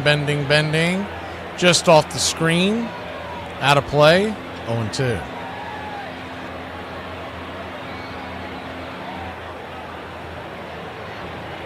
Standing on deck is Verdugo. So if Allen can't reach the top of the order, will be due up in the 8th inning. Braves trail at 4-3. The 0-2 lifts it high into center field, but that should be an easy play. It is. Nunez on the catch, and that'll end the inning. Braves go down in order. We go to the bottom of the 7th here in Braves country.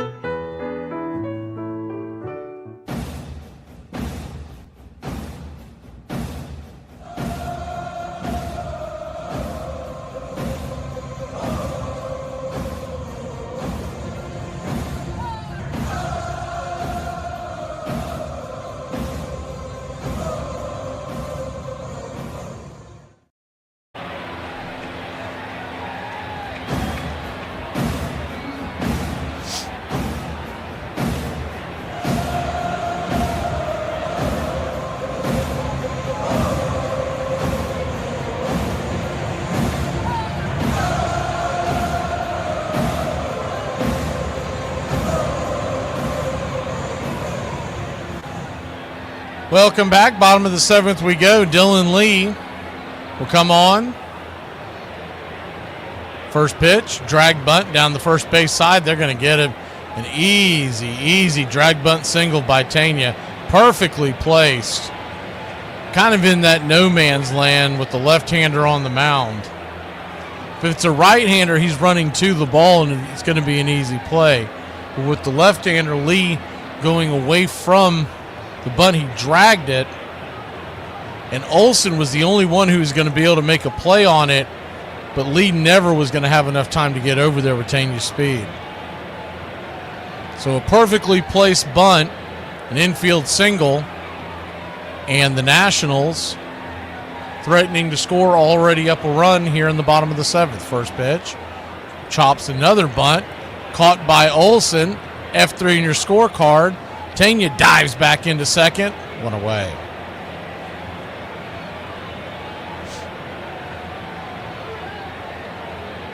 One down. Braves in the 8th inning will have the top of the lineup due up.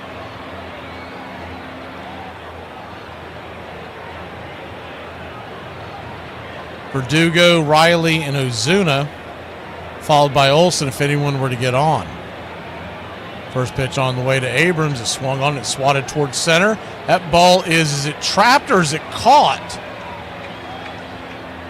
Michael Harris comes up. He must have trapped the ball. And it's a one-out single for Abrams.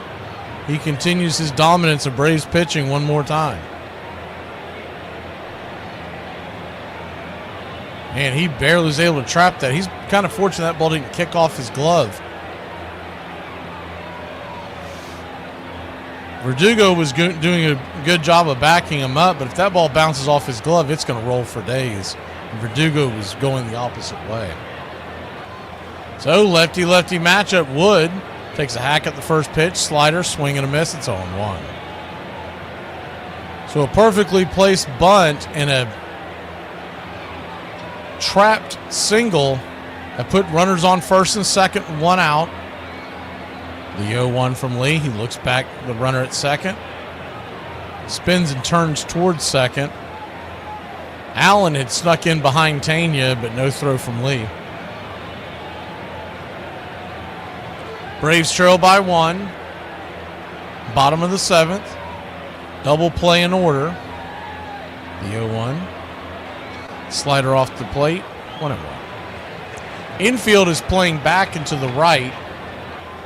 We'll go ahead and change the view for you so you can see it a little better.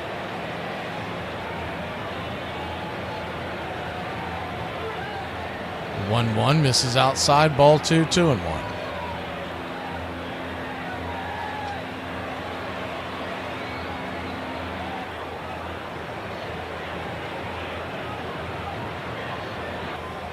Two-one count. Lee looking back the runner. Here's the pitch. He is obsessed with the runner at second. He's not finding the zone. 3-1 count. Don't worry, Lee. You keep looking over that runner. You'll have him standing at third. 3-1 count. Wood, who's 2 for 3, is digging in. And home plate umpire, I think he's calling a balk. So there you have it. He obsessed and never made a move, and he ended up getting himself a balk. So there you go. Second and third, one out. The infield now has to come in, and the pitch down and in, ball 4. That's probably the best case scenario that comes out of that, because you put the double play back in order and inching that infield all the way in. Wood hits one hard at someone, it's going to be 2 runs.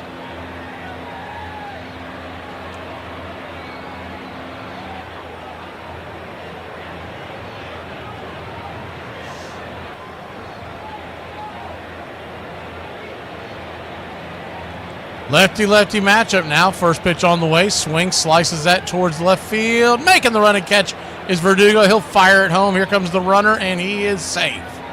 And that balk and that walk turn into a run, and it's 5-3 Walgreens.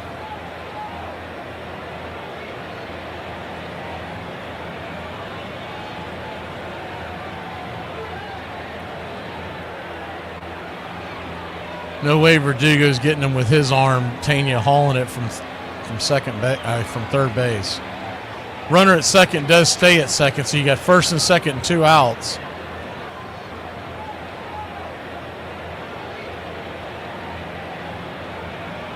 Why did the guy just tag and run from third base? Because he wanted to score? 2 down. First pitch on the way. Slider inside. 0-1. The 0-1.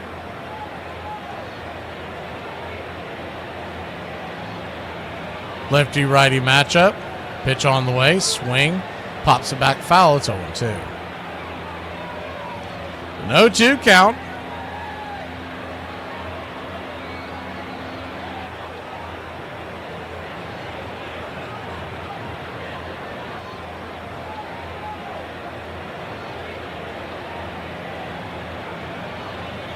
Pitch on the way. Swing. Pops it up.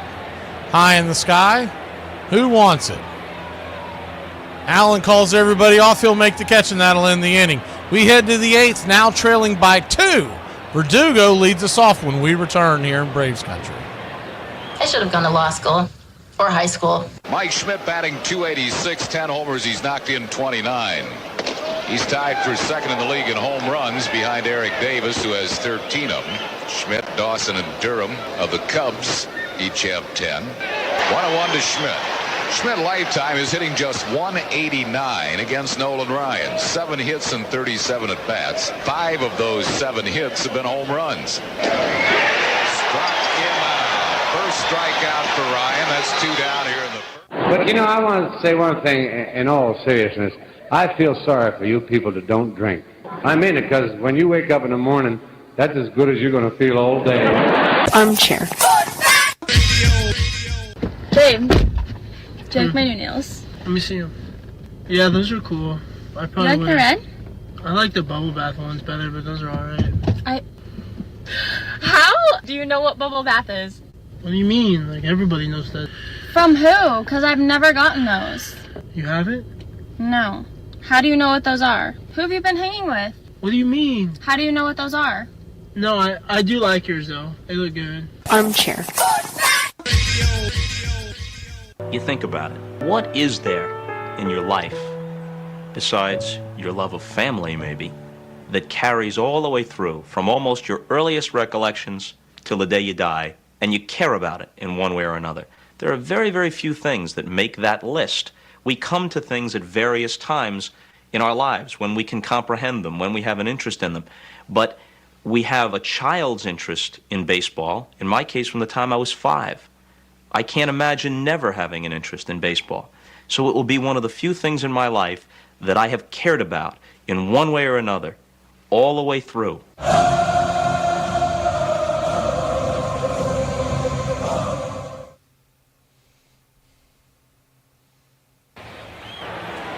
Stuart Fairchild is going to pinch it for Alex Verdugo. First pitch on the way is a sinker right there at the knees. It's 0-1. Lefty-righty matchup. The 0-1. Swing and a miss, 0-2. There's a common belief that Fairchild is going to be the odd man out when Acuna comes back. I don't know if that's true. I think there's a very good chance it's Arcia that leaves. You've seen him being placed in the starting position. Now he's pinch hitting for Verdugo. Is he 0-2 down and in? He has real value because of his speed, his base running ability, and his glove.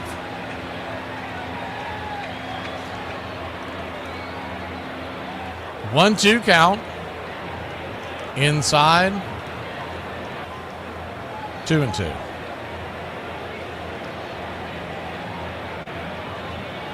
I'll just put it this way. If they still valued Arcia's glove in any way, A, he would have probably started last few games. B, he'd be pinch hitting right now. The 2-2. Swing hits it up the middle. That's going to dribble through for a base hit. And your Atlanta Braves get the leadoff runner on here, start the 8th inning. All right, Atlanta. Good little worm burner in between second and short. Austin Riley will be due up, followed by Ozuna. They're coming out again. Man, I'll tell you what, Dave Martinez, he loves to drag out a ball game. We'll be back in a flash here on Braves Country. Why is there a pancake in the silverware drawer? I mean, why is there silverware in the pancake drawer?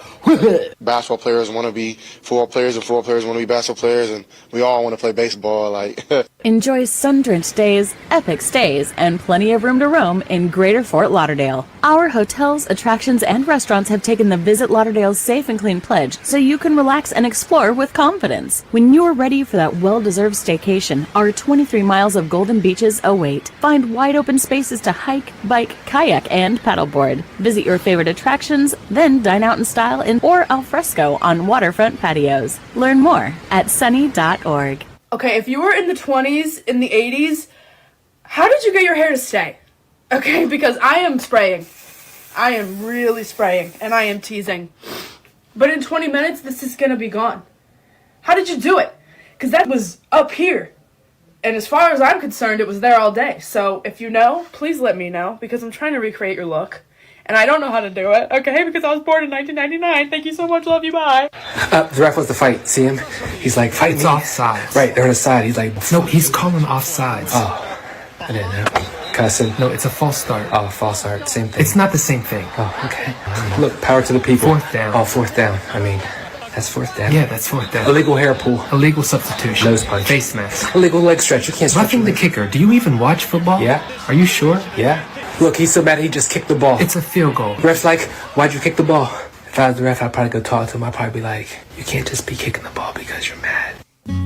It measures just 9 inches in circumference, weighs only about 5 ounces, and is made of cork wound with woolen yarn, covered with 2 layers of cowhide, and stitched by hand precisely 216 times.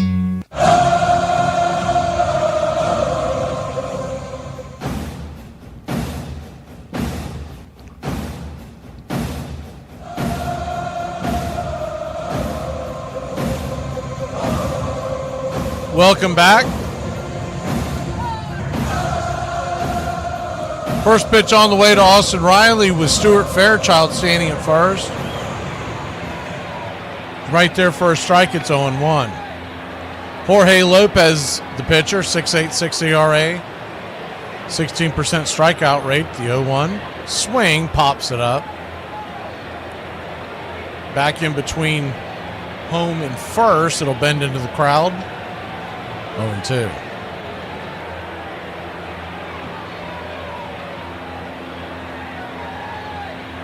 Oh-2 count. It's Jorge Lopez, your batter. The screen has been slow resetting today. Almost as slow as JC keeping up with everything. The 0-2 down and away, 1-2. The 1-2 count. Infield is back and to the left.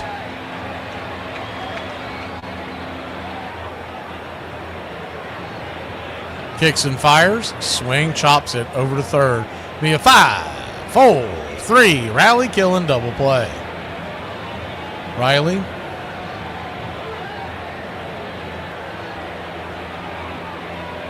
Another stinker at the plate. He's now 0 for 4.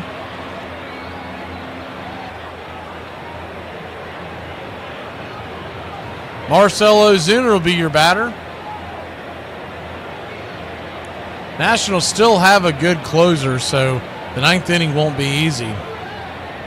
First pitch on the way is inside, slider misses. It's 1-0.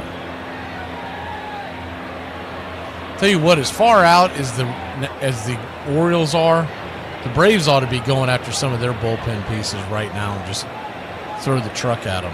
The 1-0, down and in, 2-0. You wait there at the All-Star break or right there at the trade deadline and everybody's going to be competing. They've got some pretty good bullpen pieces. The 2-0 swing, slaps it over to second. It's going to be an easy 4-3 put out with Marcel's lack of speed, and that'll end the inning. 1-2-3, the Braves go down in order when you consider the double play. We'll be back in a moment. Trailing by 2, bottom of the 8th we go. My wife threatened to leave me because of my filthy and disgusting habits. I was so shocked, I almost choked on my toenails. Now, if you want to crown them, but they are who we thought they were, and we let them off the hook.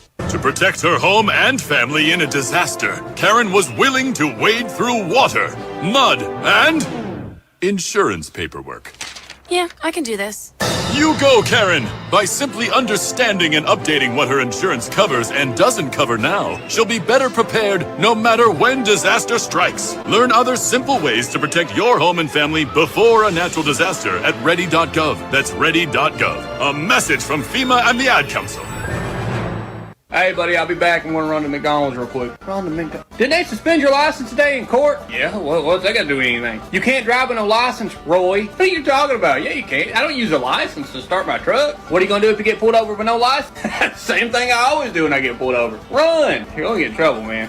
What are they going to do, take my license? You're going to go back to jail. And guess what? When I get out, I'll drive home. Man, one of these times, they're just not going to let you out of jail. Nah, next time I go to jail, I'm going to be there for a while after what I said to the judge last time. I am on thin ice. If I want to smoke, I will smoke. If I want to drink, I will drink. If I want to go out, I will go out. Because I'm the one that brings the money in this house.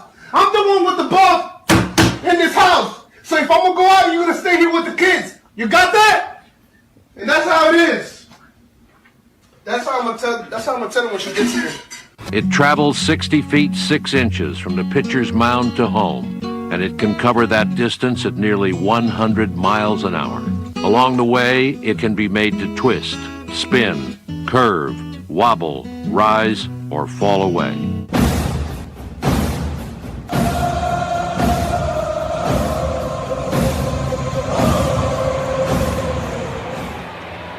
Welcome back. Braves trail by 2 on Spencer Strider Day.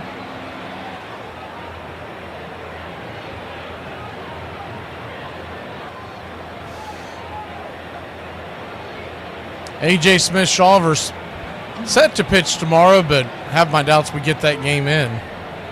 Rafael Montero will be the pitcher. And something's going on here. They think they're checking his hand or his gloves, something. See if Montero is doctoring something. And home plate umpire. Well, this might make it real easy for who they call up now, because Montero, they're looking at the back of his glove, and there must be a foreign substance there that they're kicking him out of the game for. Either that or they're just forcing him to switch gloves, which is apparently what they're going to do. It could be that there is a reflection coming off the back of that glove they didn't like.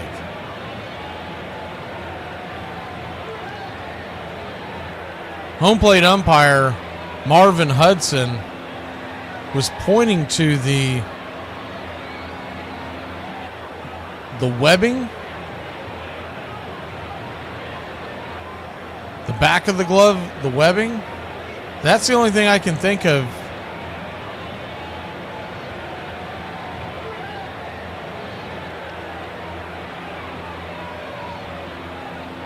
Why they're making such a big deal out of this. I think they're making him change that glove as well. You know what I think it may be? Both gloves in question, one was red and black, the other one was light brown. And they were all saying, because they were two-tone gloves, I think that's why he's making him now pick. Now it's a red glove with yellow laces. I guess they're saying that one's okay. That's Orlando Arcia's glove, second baseman's glove. Montero, I mean, good Lord. Montero's basically saying, I can't use this glove. So they're giving him a different red glove. I mean, really? That's the only thing I can think of is that they're saying, but I know Montero's used that glove before. So the only thing I can think of is he's being very literal on, and it's got to be from Dave Martinez complaining. I think technically he's right, because you notice any of the other gloves that the Braves pitchers use, the colored ones, like, for instance, A.J. Smith-Shawver always has a light blue glove, but it's solid light blue. So that's got to be what it was. It's really strange for this to come about this late in the season, because he's used that glove quite a bit. All right, we'll see if that has any bearing on it. I thought they were getting him for some kind of substance on his glove. First pitch on the way is a splitter from Montero to Garcia. It's 1-0. Righty-lefty matchup. Stuart Fairchild stays in to play right field. They'll switch Eli White to left is the 1-0. Comes in for a strike. It's 1-1. Now there's chirping from the dugout. Somebody's chirping to Marvin Hudson, probably about the glove. I don't know who it is. They finally get a voice, and it's about a glove. The 1-1. Down and in, 2-1. You can't even make that stuff up. Oh, it's Verdugo. Verdugo's giving him the business. They showed it on the Washington cast. It's Verdugo. He continues to give him the business. He's going to get kicked out. He probably doesn't care because he's ineligible to come back in. The 2-2 count. You got to love Verdugo, man. He's giving him the business. I nominate him as manager. The 2-2.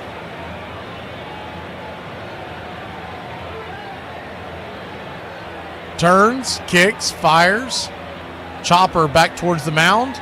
He's got it, flips it to Olsen, and it's a 1-3 putout. And wouldn't you know, the first play off of all that nonsense with the glove goes right back to the pitcher, and he has to get, thankfully it was a softly hit ball, but you could have just seen that ball coming off his damn glove and all cane being raised from the dugout.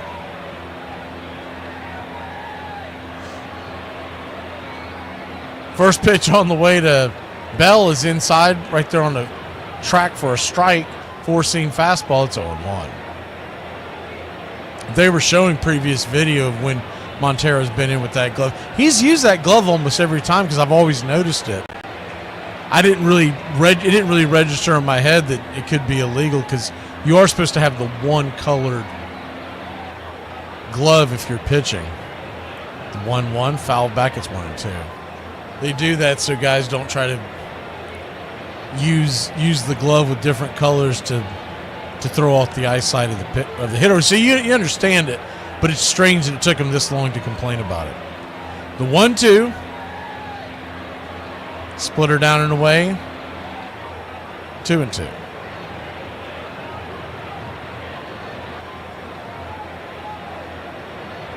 The 2-2 pitch. Inside, nowhere near the zone, full count.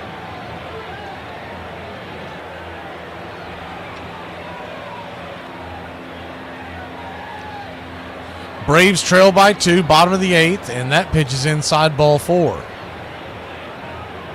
Finnegan, their closer, is warming up in the bullpen. We're bound to see him.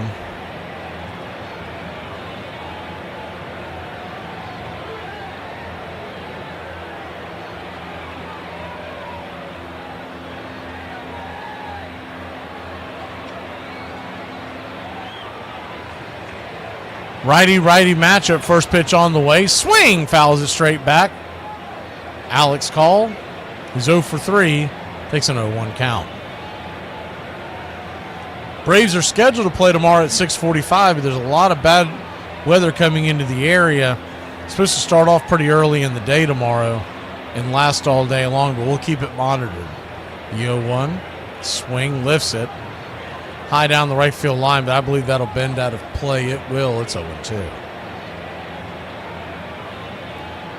On deck is Tanya. Cruz in the hole. Runner at first, 1 out.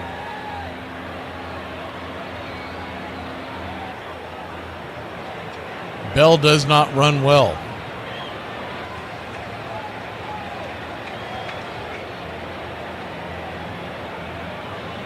The 0-2.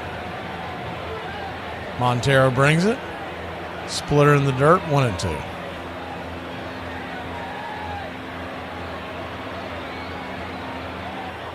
No real threat of Bell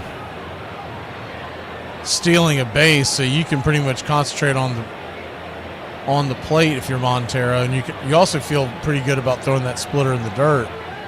The 1-2. That splitter goes down and away, 2-2. 2-2 count for Montero. I thought he was getting ejected when they were pulling that glove stuff, and I was like, well, here comes Kimbrel, because we've been wondering what it was going to take. The 2-2. Swing, pops it up over towards the on-deck circle of the Nationals. Murphy slides but can't make the catch as it bounces into the dugout. We'll do it again at 2-2.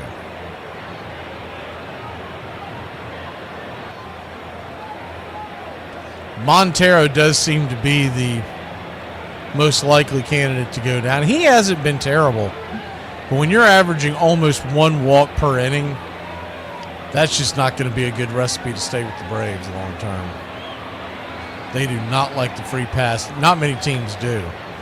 The 2-2. Swing and a miss, strike 3. Got him.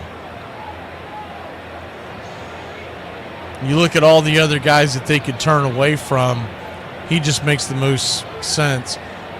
I have a really strong belief that we're going to see him this weekend. If not then when, because this bullpen could use a boost. First pitch to Tanya, swung on and ripped up the middle. Allen's got it. He'll step on the bag, and that'll end the inning. G6 in your scorecard. We'll be back in a flash. The Braves' last chance to tie this game up as we head to the top of the 9th. We can't Ruby Dern your frazzle dazzle. Braves country is AFC South country all season long. Drive starts at the 1 and looking for a little breathing room, and they get that and plenty more. Derrick Henry still going. Stays in bounds. He might go. 99 yards for the touchdown. Unbelievable. Touchdown. Slant caught. Touchdown. Marquise Lee. and he punched the ball into the stands. Deep, and he's got it. Keelan Cole, touchdown Jacksonville. AFC South on Braves Country. Ford, Chevy, or Dodge? Chevy all the way. It's the heartbeat of America. I'm gonna go off the reservation on this one. Like, oh man, now I have an actual American truck. I have a Nissan. You laugh. My truck is made in Tennessee and it's going to spend most of its life in Alabama. That's American. What are we going to do for Chevy? Isn't Chevy made in like Mexico or something? I know Dodge is made in Mexico. So Chevrolet's made up in Michigan, Detroit City. That's not America. Armchair. Cars from all over America come to find a new home in Florida, just like you. I moved here after the draft. I noticed there was one thing missing from this great town: a celebrity-endorsed used car shop. That's why I founded BJ's Used Autos. Every one of these beauties is freshly painted. They look brand new. We have new models coming in every morning, usually around 2 a.m. We can get you anything. I've taken the skills I've learned as a pro football player to the used car business. Smash, grab, and run like hell. The bat is made of turned ash, less than 42 inches long, not more than 2 3/4 inches in diameter. You're listening to Braves Country Baseball. Please like and subscribe today, youtube.com/@Braves Country.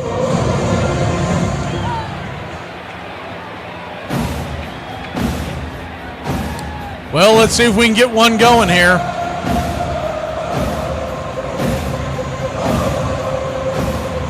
Last chance for your Atlanta Braves. Get up off the deck here.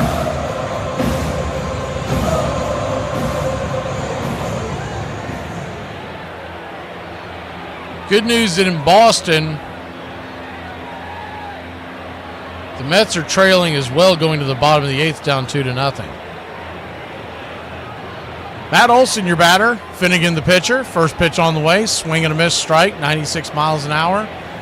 Touch out of the zone, but gave it a chase. It's 0-1.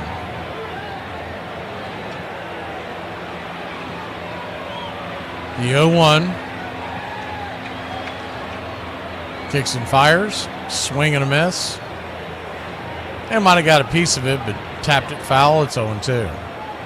That one was 98 miles an hour.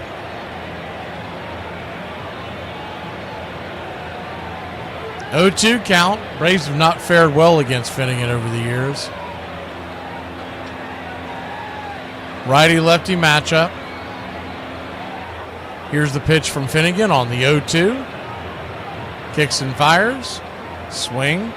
Swats it back foul. We'll do it again. Matt Olson hit a solo shot in the second. Get the Braves scoring going. Braves scored all 3 of their runs in that second inning. Have not done anything since. Really haven't put much of a threat up either. The 0-2 slaps that one foul. 97 miles an hour.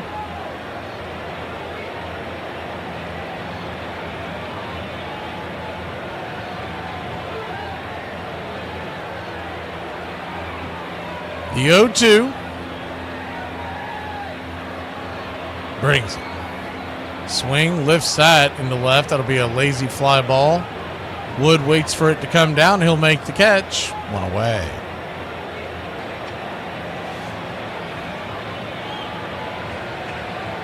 Finnegan, third in the majors in saves, looking for his 15th save. Sean Murphy comes to the plate.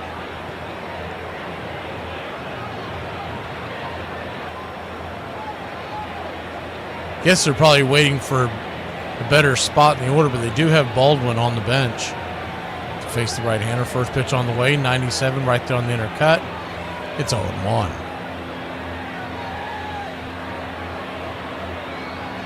If Ozzie could reach, you would probably see Drake Baldwin bat for Eli. The 0-1. Swing. Fists it over towards short. That'll be an easy play with Smurf speed. 6-3. Got him by about 5 steps. 2 down. Braves down to their last out. If Ozzie can reach, you could see Drake Baldwin coming in and pinch hitting for Eli White, who would be standing on deck. So in theory, you've got Ozzie to Baldwin to Michael Harris if they want to do it that way. But there are two down. First pitch to Ozzie. Drops a splitter in there. 88 miles an hour. 0-1. Nats looking to take game one of a 3-game set. The 0-1. Swing and chase that splitter off the plate. 0-2. If I'm Finnegan, I'd throw that pitch again. That pitch was nowhere near the zone, and Ozzie went diving for it. Why give him anything to hit if you're up 2 strikes, right? The 0-2 from Finnegan. Swing, slaps it. Over to third, 5-3 put out. That'll end the game. Braves go quietly again in the 9th. And it's a 1-2-3, and the Braves drop game one of a 3-game set. We're back to 500. Seems like we can't get any separation there. And we will be back tomorrow, question mark. Because with the weather, we may be in store for a doubleheader on Thursday. Regardless, whether it's tomorrow night or Thursday, we'll bring you the next game, pitch-by-pitch, play-by-play, your Atlanta Braves right here on Braves Country Radio. Tough way to lose the game, y'all. Spencer Strider game. It's not what we hoped it to be. The Braves go back to the drawing board with A.J. Smith-Shawver on the bump the next time we see you. Have a great one, Braves Country.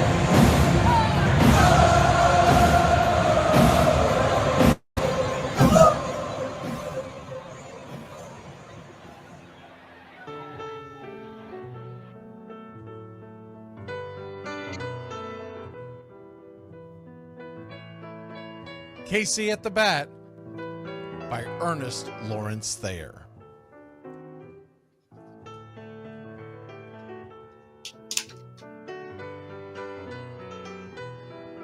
The outlook wasn't brilliant for the Mudville 9 that day.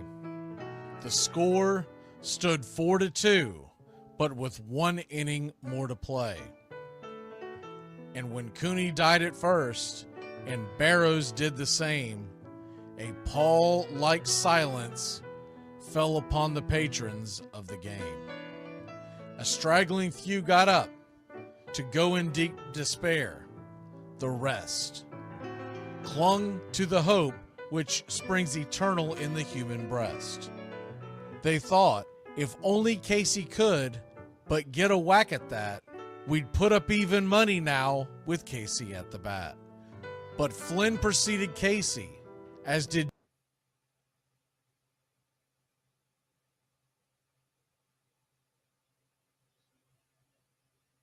Jimmy Blake, and the former was a hoodoo while the latter was a